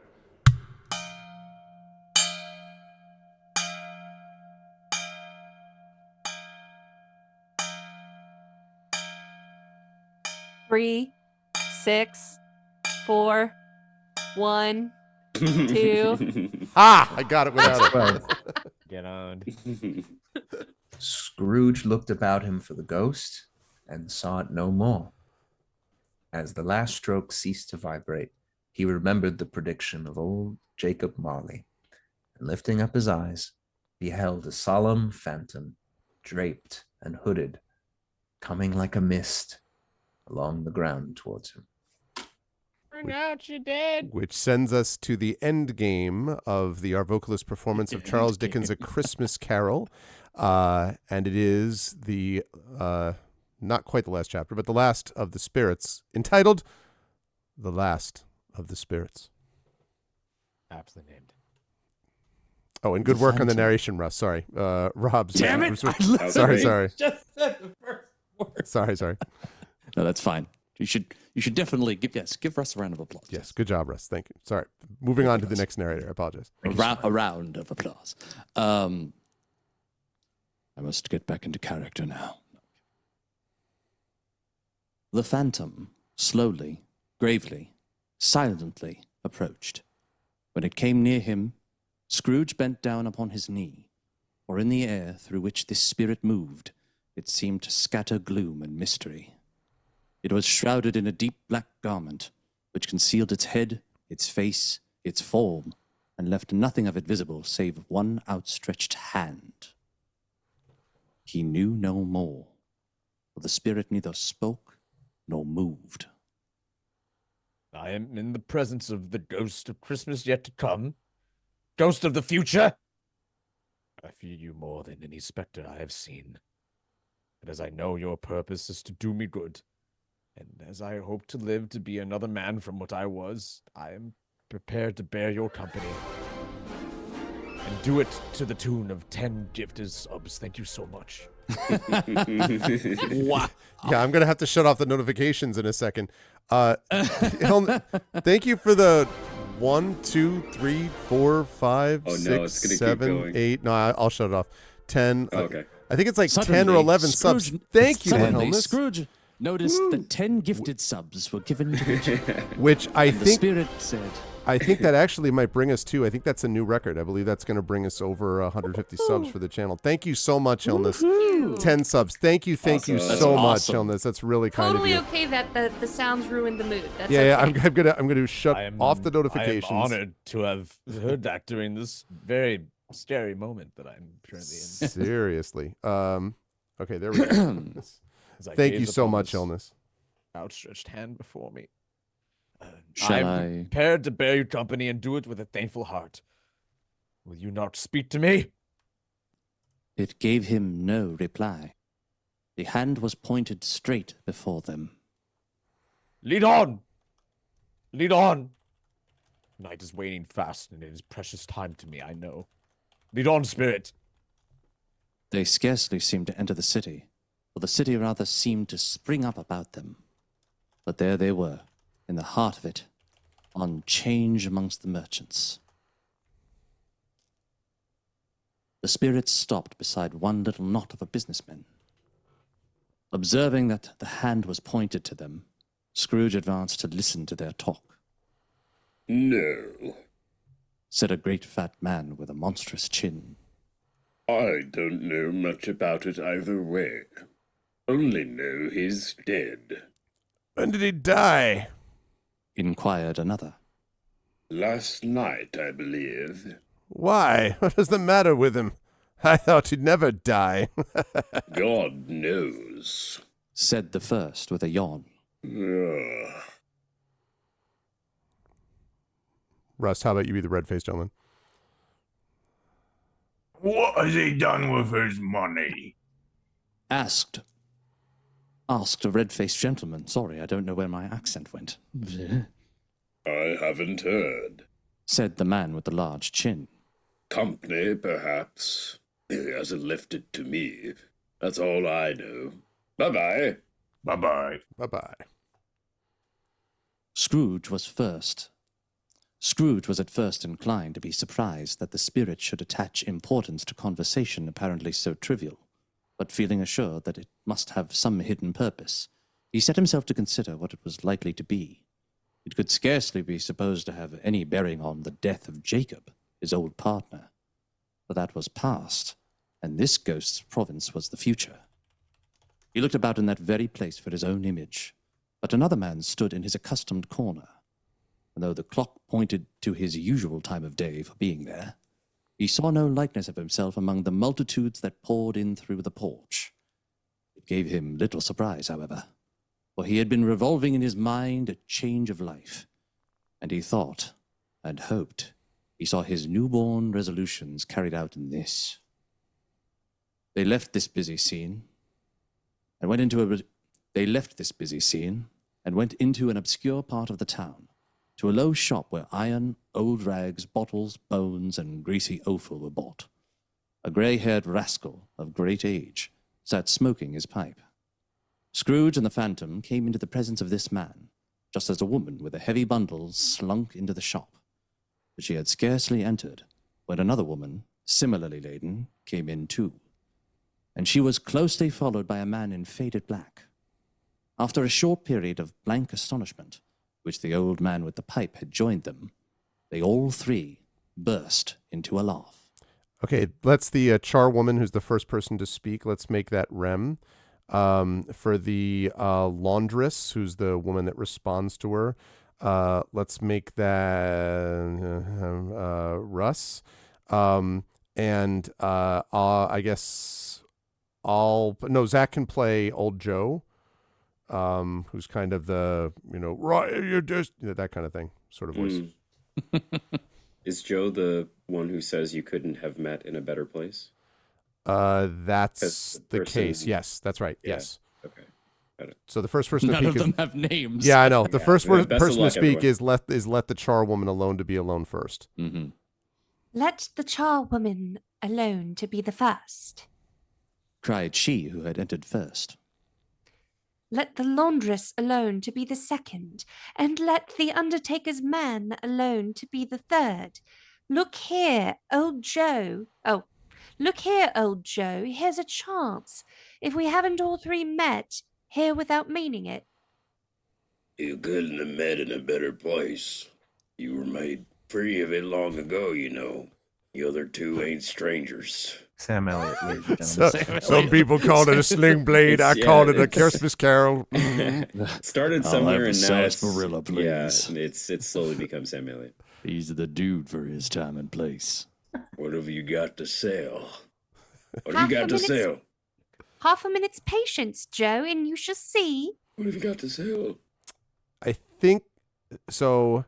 Okay, and I think this next. I actually think. Okay, I'm sorry. That half a minute's patience, I think, is actually Mrs. Dilber, who is the second woman, and then the person who says "What odds?" Then what odds is the charwoman, which was Rem's part. Okay. So the laundress is the one who does the half a minute's patience, and that's Mrs. Dilber apparently. Half a minute's patience, Joe, and you shall see. What odds then? What odds, Mrs. Dilber? Said the woman. Every person has a right to take care of themselves. He always did. Who's the worse for the loss of a few things like these? Not a dead man, I suppose. Mrs. Dilber, whose manner was remarkable for general propitiation, said, No, indeed, ma'am. And who is this? That's laundress again. Sorry, charwoman. That's Rem's part. If you wanted. If he wanted to keep him after he was dead, a wicked old screw, why wasn't he a natural in his lifetime? If he had been, he'd have had somebody look after him when he was struck with death, instead of lying gasping out his last there, alone by himself. It's the truest word that ever was spoke. It's a judgment on him. I wish it was a little heavier judgment, and it should have been. You may depend upon it. If I could have laid my hands on anything else, open that bundle, old Joe, and let me know the value of it. Speak out plain. I'm not afraid to be the first, no, nor afraid for them to see it.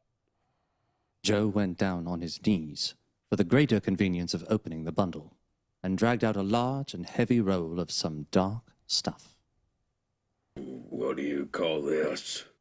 Bed curtains? And yep, that's right. Yep. Bed curtains. Don't drop that oil upon the blankets now. This is Joe. His blankets. And that's I don't know. the thing. Something about a perky grave robber just makes me. Oh, very this whole excited. scene is like really disturbing. Like Yeah. Yeah, it is. for real. Yeah, it is.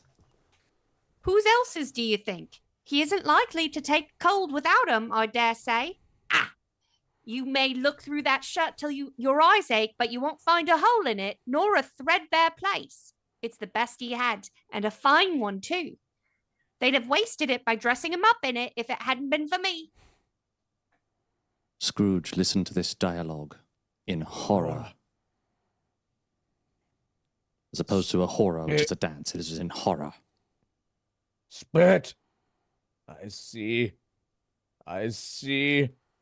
Case of this unhappy man might be my own. My life tends that way now. Merciful heaven, what is this? The scene had changed, and now he had almost touched a bare, uncurtained bed. A pale light, rising in the outer air, fell straight upon his bed, and on it, unwatched, unwept, uncared for, was the body of this plundered, unknown man. Spirit, let me see some tenderness connected with a death. Of this dark chamber, spirit will be forever present to me.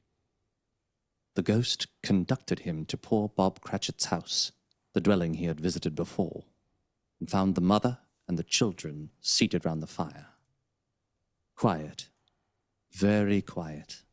The noisy little Cratchits were as still as statues in one corner, and sat looking up at Peter, who had a book before him.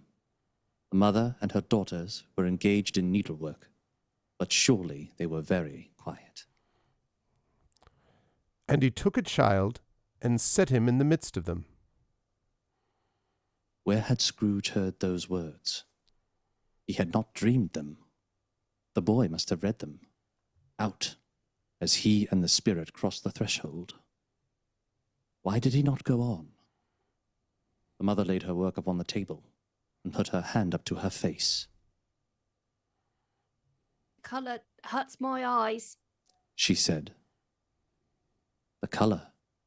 Ah, poor Tiny Tim. They're better now again. It makes them weak by candlelight. And I wouldn't show weak eyes to your father when he comes home for the world. It must be near his time. Past it, rather. Peter answered, shutting up his book. But I think he has walked a little slower than he used these few last evenings, Mother. I have known him walk with Tiny Tim upon his shoulder, very fast indeed. And so have I. Cried Peter. Often. And so have I. Exclaimed another. So had all. But he was very light to carry, and his father loved him so that it was no trouble. And there's your father at the door. She hurried out to meet him, and little Bob and his comforter, he had had need of it, poor fellow, came in. His tea was ready for him on the hob, and they all tried who should help him to it most. Then the two young Cratchits got upon his knees and laid each child a little cheek against his face, as if they said, Don't mind it, Father. Don't be grieved. Don't be grieved. And the demon came out from the closet. Don't be grieved. Also, we just keep adding a voice, like there's another Cratchit every time. Also, feed me some cake, would you? Multiplying. Bob.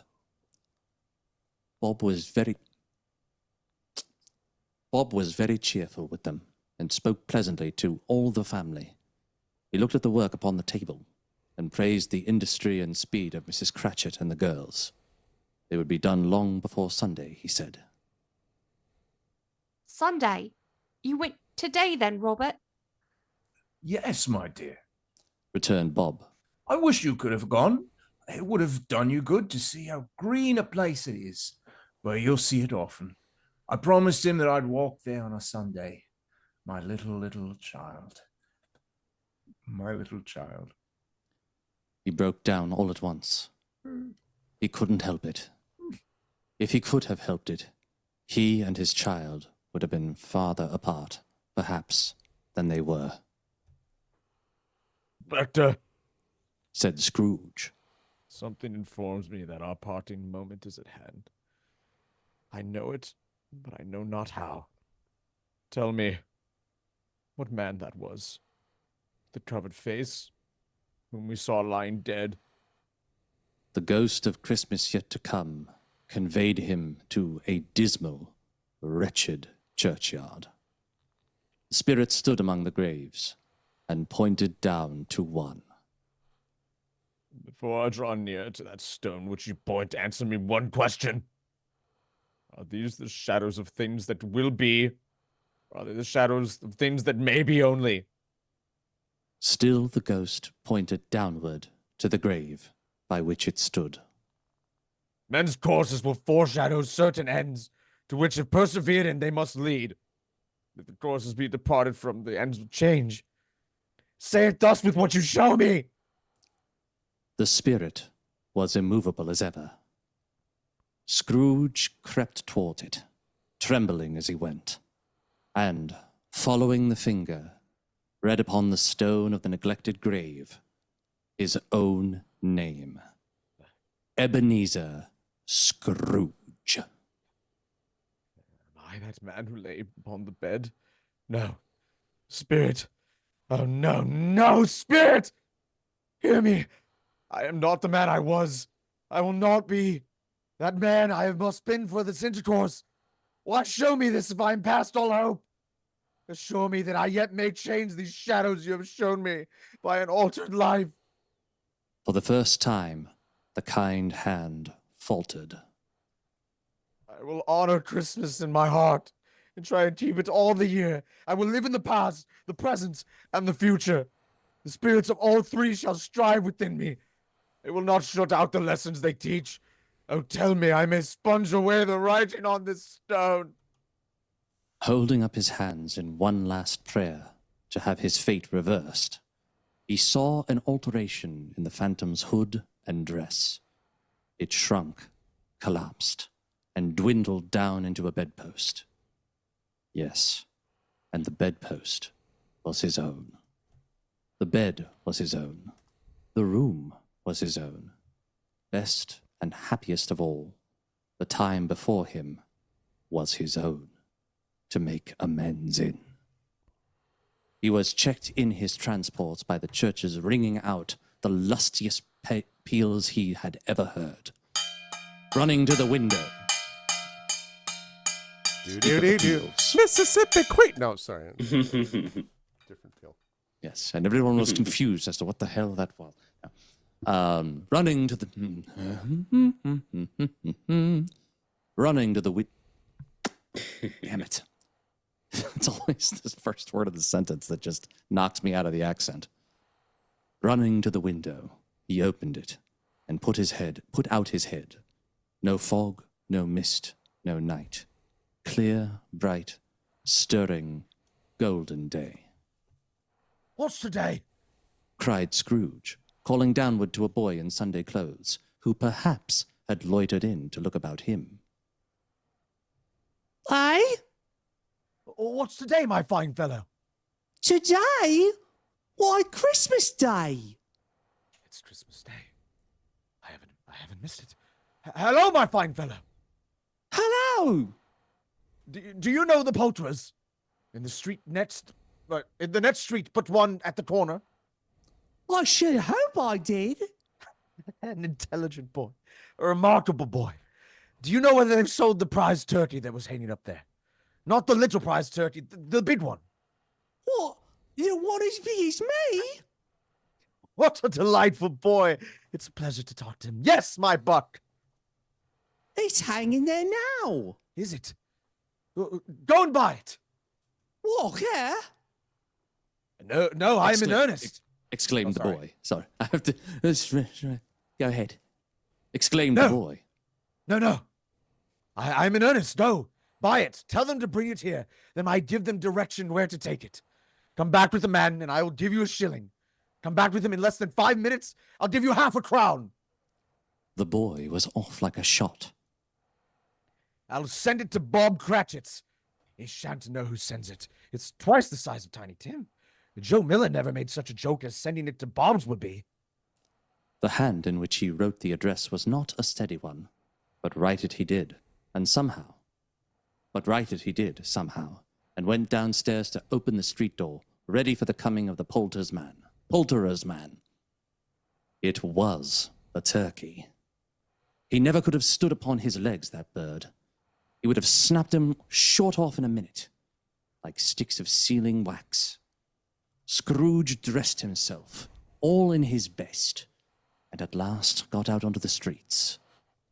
The people were by this time pouring forth, as he had seen them with the ghost of Christmas present, and walking with his hands behind him, Scrooge regarded everyone with a delighted smile. He looked so irresistibly pleasant, in a word, that 3 or 4 good-humored fellows said, "Good morning, sir, Merry Christmas to you." And Scrooge said often afterwards that, of all the blithe sounds he had ever heard, these were the blithest in his ear. In the afternoon, he turned his steps towards his nephew's house. He passed the door a dozen times before he had the courage to go up and knock. But he made a dash and did it. Is your master at home, my dear? Said Scrooge to the girl. Nice girl. Nice. Very. Oh. Yes, sir. Where is he, my love? He's in the dining room, sir, with his mistress. He knows me. Said Scrooge, with his hand already on the dining room lock. I'll go in here, my dear. And that's still you, Scrooge. Oh. Fred! Why, bless my soul! Cried Fred. Who's that? It's I, your Uncle Scrooge. I have come to dinner. Will you let me in, Fred? And that's actually, despite the quote, that's actually... Is that narrator? Yeah, it's Okay. narrator, yeah. Let him in. It's a mercy he didn't shake his arm off. He was at home in 5 minutes. Nothing could be heartier. His niece looked just the same. So did Topper when he came. So did the plump sister when she came. So did everyone when they came. Wonderful party, wonderful games, wonderful unanimity, wonderful happiness. But he was early at the office the next morning. Oh, he was early there. If he could only be there first and catch Bob Cratchit coming late, that was the thing he had set his heart upon. And he did it. The clock struck 9. No Bob. 1:15. No Bob. Bob was full 18 minutes and a half behind his time. Oh, boy. Scrooge sat with his door wide open, that he might see him come into the tank. Bob's hat was off before he opened the door, his comforter too. He was on his stool in a jiffy, driving away with his pen, as if he were trying to overtake 9 o'clock. Hello? Growled Scrooge in his accustomed voice, as near as he could feign it. Then what do you mean by coming here at this time of day?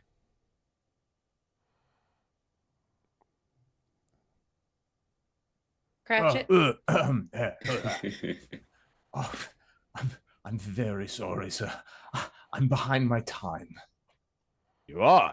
Yes, I think you are.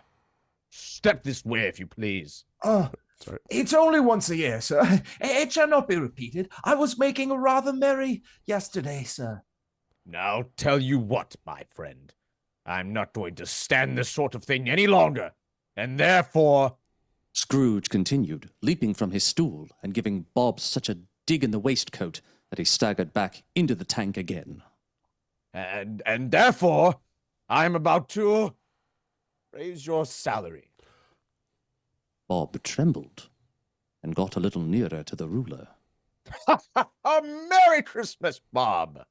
Said Scrooge, with an earnestness that could not be mistaken, as he clapped him on the back. A merrier Christmas, Bob, my good fellow, than I have given you for many a year. I'll raise your salary and endeavor to assist your struggling family, and we will discuss your affairs this very afternoon over a Christmas bowl of smoking bishop, Bob. Make up the fires and buy a second coal scuttle before you dot another I, Bob Cratchit. Scrooge was better than his word. He did it all, and infinitely more. And to Tiny Tim, who did not die, he was a second father. He became as good a friend, as good a master, and as good a man as the good old city knew, or any other good old city, town, or borough in the good old world. Some people laughed to see the alteration in him, but his own heart laughed, and that was quite enough for him. He had no further intercourse with spirits, but lived in that respect upon the total abstinence principle ever afterwards. And it was always said of him that he knew how to keep Christmas well, if any man alive possessed the knowledge. May that be truly said of us, and all of us. And so, as Tiny Tim observed, everyone, God bless us. Everyone. Woohoo! We did it. Yay! Well done. Original well done. hand-colored illustrations by By John. John Leach, 1870-1864. Way to go. This production of A Christmas Carol has been brought to you by the BBC. Mhm. Great stuff, everybody, as always. it's funny, everyone has, and we've had ones where like if the reading went way off the rails more than it did this year. Oh yeah. But my God. there have been Some times of where them just have been way off the incredibly rails. off the But by the rails. time you get to the Ghost of Christmas Yet to Come, everyone is just kind of like, oh, like it gets real serious because and it really starts with that scene with everybody just auctioning off Scrooge's clothes, basically. Like the idea that they just like literally rip down the curtains around his bed and they're like, all right, like because he's not going to need him anymore, like. And the thing about it too, remember this was like deadly serious for Dickens because he went through it. Like he knew more than his share of Scrooges, that he had to live with. So anyway, I love it. I love it. And wonderful performance as always by all of them. Smooth working with all the narrators and all the stuff. It was amazing. And thank you for the raid. Kids are asleep while you were doing your thing. I apologize. Other than to say hello, because I want to make sure we were closing in on the end. So don't worry, I'll really smooth out my performance for next year. Don't worry, I'll have it really nailed down. It was for next year's show. It was all good stuff. I will start with Rob on the bottom of the column. Great stuff as always, Rob. Thank you for all of the combinations of narration and a memorable Marley as always, and all that kind of good stuff. Thank you. Thank you. How'd you feel about things, and where will we see you next here in the internets and places beyond? Well, I just dripped water all over myself, so Merry Christmas to all and to all. I'm getting soaked. Anyway, how did I feel about that? You know what? It's so much fun. I was thinking during one of my breaks from reading, have I done every single one of these? I think I have. You might have. I don't think I've missed a single one. I think you might have, yeah. And we've done every version of this that exists. And I'm pretty sure I've played every part at least once. Mm-hmm. I've done Marley a couple of times now, but I actually felt this was my best Marley that I've done of the times that I've done it. Yeah, it was great. Thank you. That part's great. It's like, if you can't play Scrooge, I actually think Marley's the best character in the piece. Mankind was my business. Yeah.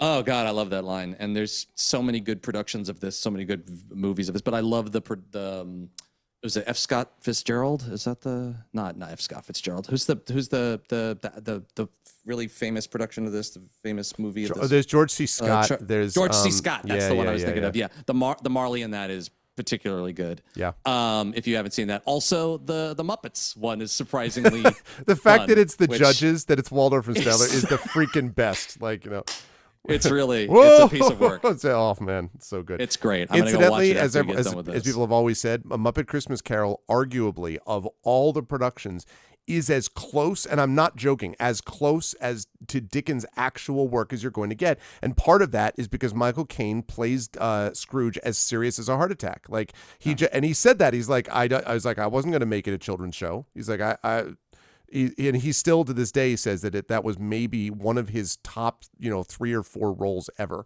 was getting to do that. So anyway, sorry. Yeah, they found liner notes in the book that said that Charles Dickens actually suggested must be performed with Muppets. Please do with puppets. Yeah, exactly. Really, with Muppets involved. Really fascinating when they found. Anyway, yeah. I'm gonna wrap this up. This was super fun. I needed this more than I even realized I needed this, and this is such a great thing to do with old and new friends alike, and with a rotating cast of characters every time. I hope I get to do it for many more years to come, and it's just fun. It's just a fun piece, and it's every time I'm reading it, I'm like, don't trip over your own tongue when you're trying to figure out what these words are, because some of them, even though you've read it a million times, there's going to be that one word you come up that's going to be like a 4-part road bump. Yep. And it's just every time. Oh man, that list but yeah. of dinner ingredients. I was like, It's like, and this and this and this.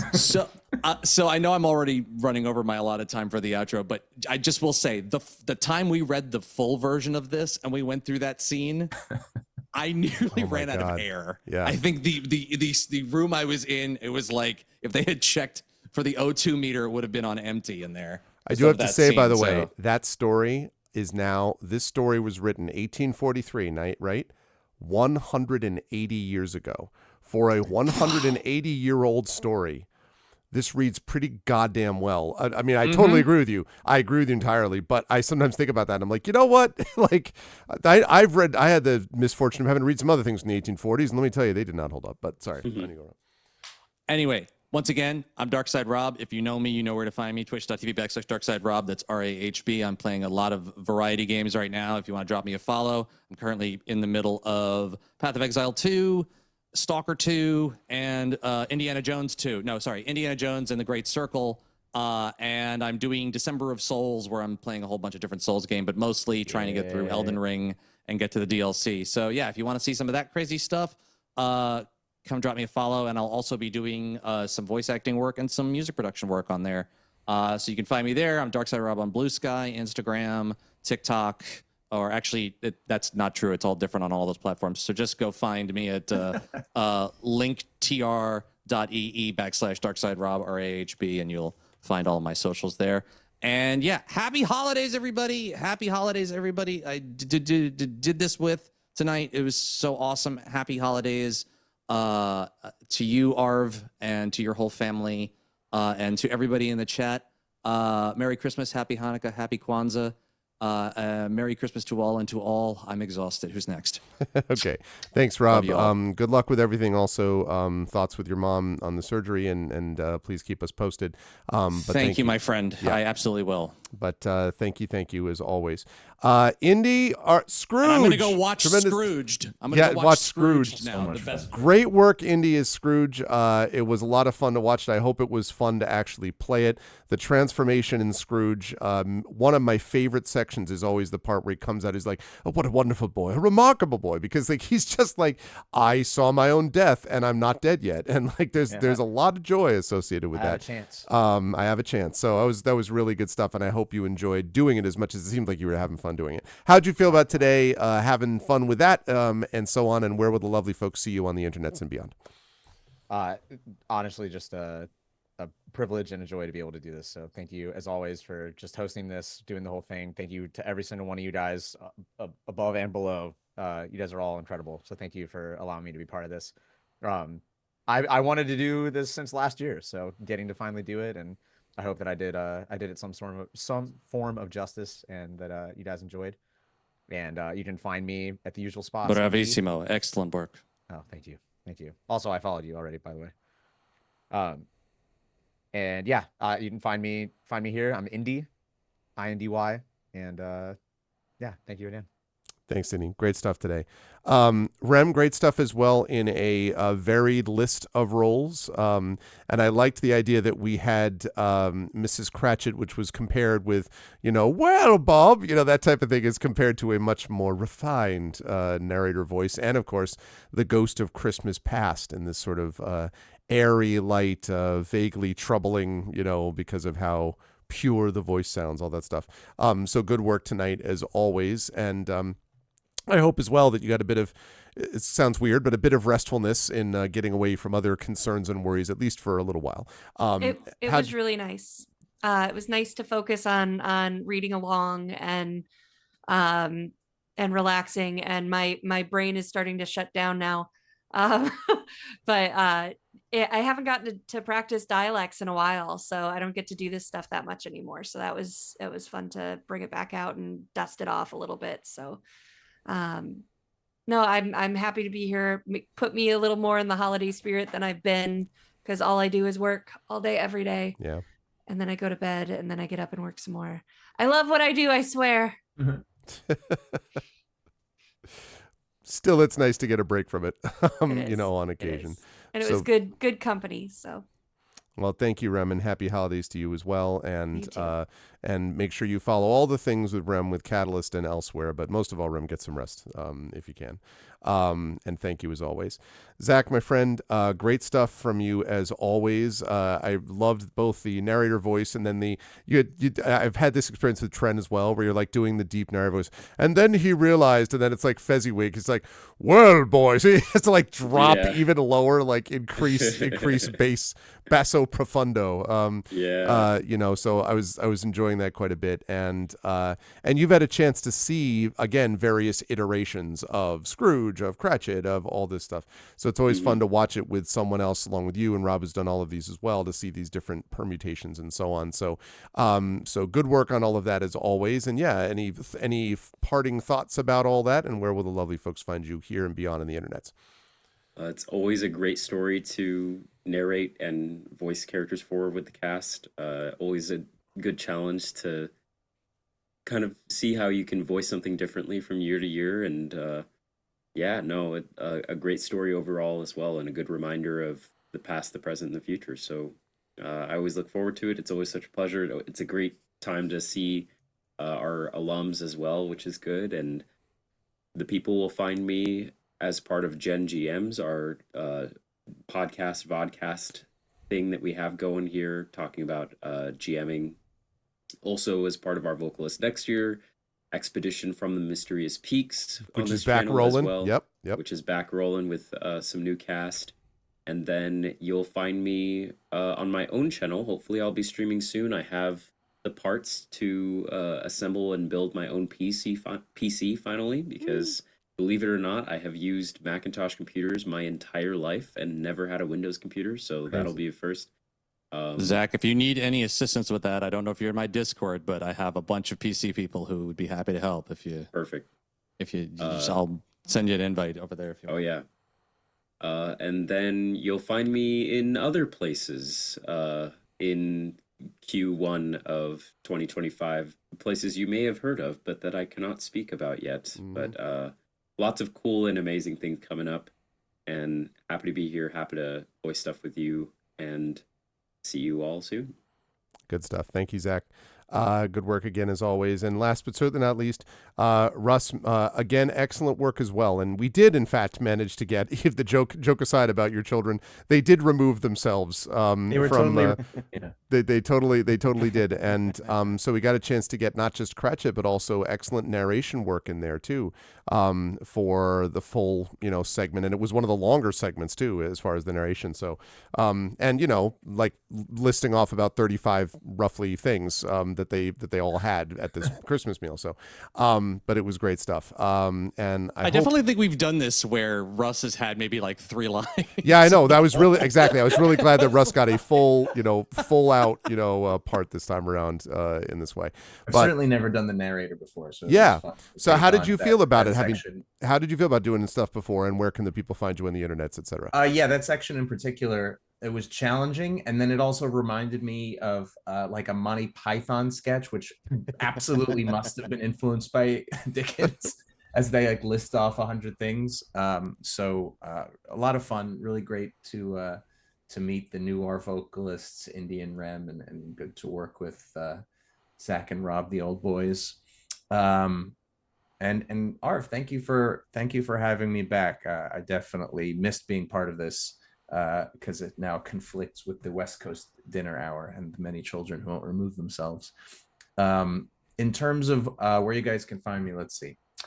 I'm currently doing an Azure Sky D&D campaign with a bunch of comedians, some of whom are still learning to play. Which is fun to watch. I've seen it a few times. It's good stuff. On a channel called DM Tozy Presents. So if you're on Twitch, follow that. Most of my stuff is on Instagram, which is just Russ Guberman, pretty easy to find. I'm doing a series. I'm an improv teacher at the longest running improv theater in LA, called the LA Connection. So I'm doing like a series on improv tips, how to handle yourself on stage, and also tours of like little indie theaters of the past and the stories of those theaters before they evaporated. So go there. And if you're in the Southland for any reason, I'm doing a production of Midsummer Night's Dream probably in March, where I'll be playing Nick Bottom. So that should be a lot of fun. Nice. You can watch me with a donkey head on. And yeah, it's been a pleasure, guys. Thank you very much, Russ. And again, to everybody, it's very special to me because this is, as we've talked about, my favorite short story. I think it's an extremely important message that maintains itself, as I said, regardless of religious persuasion or any religion at all. The overall message of making what you can of the time that you have and the best that you can of the time you have is really important. And to do it with a group of people that are as talented as this and good friends as this is always a pleasure. We, as the Arvocalists, will return next month with more of growing up, I think, as we're closing in on the end of that game. But this was a great pleasure. So chat, and thank you to chat, by the way, wonderful stuff out of chat today too. But chat, if we can get some love for the amazing Arvocalists, past and present, if you will, Arvocalists of Christmas past and present and future. Thank you to Russ, thank you to Zach, to Rem, to Indy, and to Rob. Great work, everybody, and I will see you soon / in the new year. Merry Christmas to all, and to all good night. Merry Christmas to all. Good Merry night. Happy Christmas. holidays. All righty. And we hit 1,000 backers. Hey, that's what I'm talking about. Well, what a great pleasure. What a true honor to be able to do this. And it really is meaningful, I think, not just to me. I like to think it's meaningful to the community. I've had a lot of people who are like, oh yeah, this is happening this year. And they're sort of used to being able to come back to it. It can kind of, reminds them of a certain time of year. And I do think it's important. The marker of after a very difficult year, what has been a difficult year for a lot of people, one of the most significant things we can do, I think, is maintain a sense of hope. And hope is not nonsensical Pollyanna-ish belief. It is a acknowledgement that we do not know the future. And because we don't know the future, we have an obligation to do what we can in the present and let the future take care of itself. And if we can do that, we will make our world a better world, and make our futures better futures for ourselves, for our children, for our friends, family, for people that we don't know, for our fellow human beings, and for the planet. And so it's one of the reasons that I love this story as much as I do. And it was great to see the Arvocalists once again bring it like they always do. That is going to do it for me for today. We will be back on Wednesday evening with the amazing Waterdeep Dragon Heist Shadow Crew, Community Dungeons and Dragons again. That'll be happening. And then Thursday, for those of you who missed it, I won Dark Sun Shattered Lands today. So on Thursday, we are going to be starting a new game called Beyond Shadowgate, which is the sequel to Shadowgate, and it is a lot of fun. The music is awesome, and I cannot wait to give this a try because I love the original Shadowgate, and I actually interviewed people who were doing kind of a spiritual sequel to Shadowgate as well. So definitely stop by Thursday for more of that. And then on Saturday night, we will have more of Eberron Oracle of War, which is going to be a great time as well. Now, one little surprise for all of you, because I promised everyone a surprise. And this surprise is that I am going to show all of you lovely people. I'm going to show all of you. I'm going to show you pictures from another prominent Christmas Carol production. So I am happy to say that I have before me, hang on a second. Let me just pull this up. Yes, I have before me pictures of my daughter and my son who are going to be performing in their version of, or their school's version of, A Christmas Carol. And so I'm going to show you I have a few production photos that you can see, because my daughter, little Arv, is going to be playing Scrooge, and my son is going to be playing Tiny Tim. And so let's take a look at a few of these, shall we? That is Scrooge on the left. And that is Marley, of course, on the right. Then we have Scrooge, again, my daughter Scrooge on the right, and that is the Ghost of Christmas Present upon the left, as you can see. Probably my favorite, because I love her expression in this, Scrooge's expression. That's the Ghost of Christmas Past, who's looking up at Scrooge, and then Scrooge themselves there on the right. And my son as Tiny Tim. I cannot get over how great this outfit is. Like, I was like, are you freaking kidding me? Like, how good is that? How good is that look? Like, oh my God. He is absolutely loves doing this. I cannot even tell you. I just was like, that is a badass outfit for this. Oh my goodness. Needs a crutch. No, I know. He didn't have the crutch with him. And that's them as they're rehearsing on stage. And That I thought was really sweet. That was not part of the show. Those are my two children hugging each other at the end of the rehearsal today. Because they're great kids. Isn't that great? Yeah. So that is the season. Those are the good times of the season, is that stuff. Yeah, Indy has met them both. He has met them in person. He has met them in person. So has Zach met them in person. But yeah, almost makes my cold dead heart warm. Nothing will do that any better, let me tell you, than when kids are kind of bringing it as they did there. Yeah, I'm telling you, I cannot wait.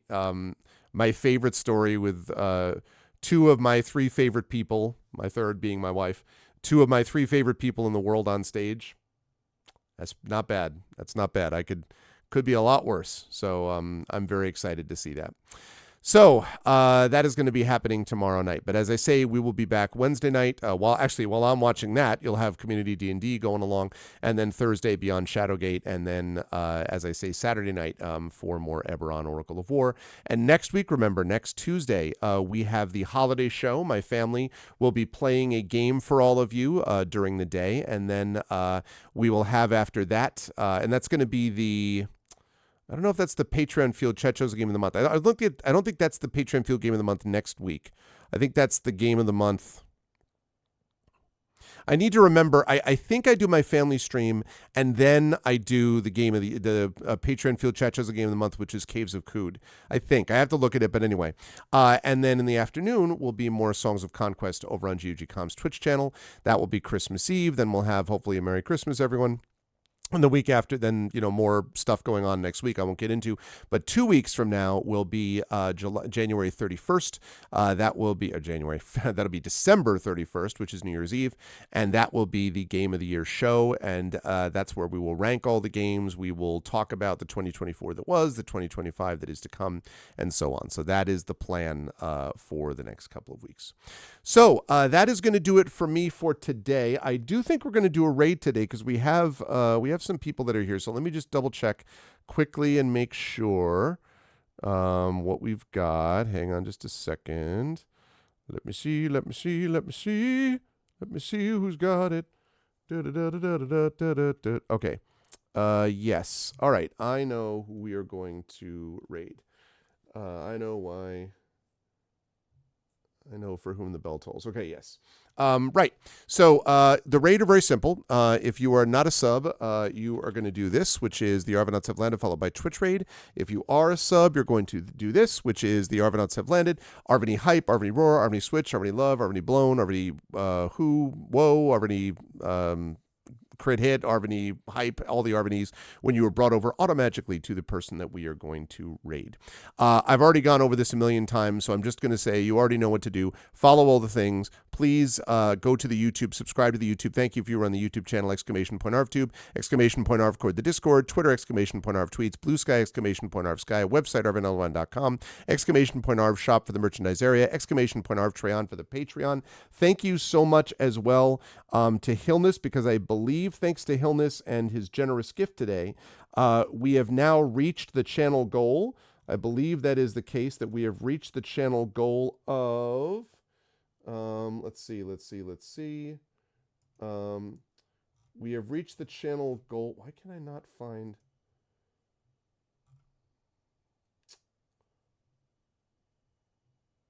Why can't I find the thing? I think we have 100. I think we had 150 subs, but I can't find it. We got more. Okay, I don't remember what it was. I'm going to have to look at it again, but I think we hit the goal. So thank you for those of you who subbed to the channel, and thank you so much to Hillness. Hillness pushed across the finish line. Yeah, so thank you to Hillness. Thank you, of course, to TomTom, who did this incredible 100 sub boost recently, which was incredibly generous. Yeah, I mean, I can't even tell you. But the generosity of everybody just in being here as well, in addition to those wonderful gifts, really means a lot. So thank you all for doing that. Again, Icarus, Library, Gray Shade, for all that good stuff in terms of my writing. And of course, exclamation point BLM, Black Lives Matter, important to affirm and assert the significance and importance of Black lives. Exclamation point Help Now, the World Health Organization page on suicide prevention, important to reach out to others when you need help, reach out to others when they need help as well. And exclamation point Ukraine, UKRAINE, to help the people of Ukraine as they fight back against an illegal and illegitimate war with bravery and courage, and send the message we will do so for others in the future. Thank you to my wonderful mods. Thank you to Drew the Damager, to Prince Justin, to Shadow Mage, to Triffity Mats for being awesome. Thank you so much for being the best mods in the business. Thank you to my wonderful Patreon supporters and subscribers: Drew, Prince Justin, Shadow Mage, Triffity Mats, Darkside Rob, Butthurt Gamer, Crit Twitch, Dr. Laser Falcon, Indy, Master of Rem, Mrs. Dunsel, Tom Tom. Thank you so much to all of you, and thank you to my wonderful viewers. Thank you to Darth Sisu, to Dragon Spear, who was lurking, to Jagtress, to Light and Passion, to Live Suing, to Mr. Jonas, to the Kids Are Asleep, and thanks again, Kids Are Asleep, for that raid towards the end. I appreciate that too. And thank you to Tribe of Gum. Special thanks today to the amazing Arvocalists. Thank you so much to Russ, our alumnus. Thank you so much to our regulars, Zach and Rem and Indy. And thank you so much to our other alumnus, Darkside Rob, for being here. It was great, and I really enjoyed this time with all of you. Everyone have a lovely rest of your Tuesday. Please stick around for the raid. Have a lovely rest of your Tuesday, and enjoy Wednesday. Make sure you're back here for Wednesday Community D&D, and Thursday for Beyond Shadowgate. And for one more time, and in the spirit of Tiny Tim, God bless us, everyone. Thanks, everyone. Much love, and be good to each other. Have a good night.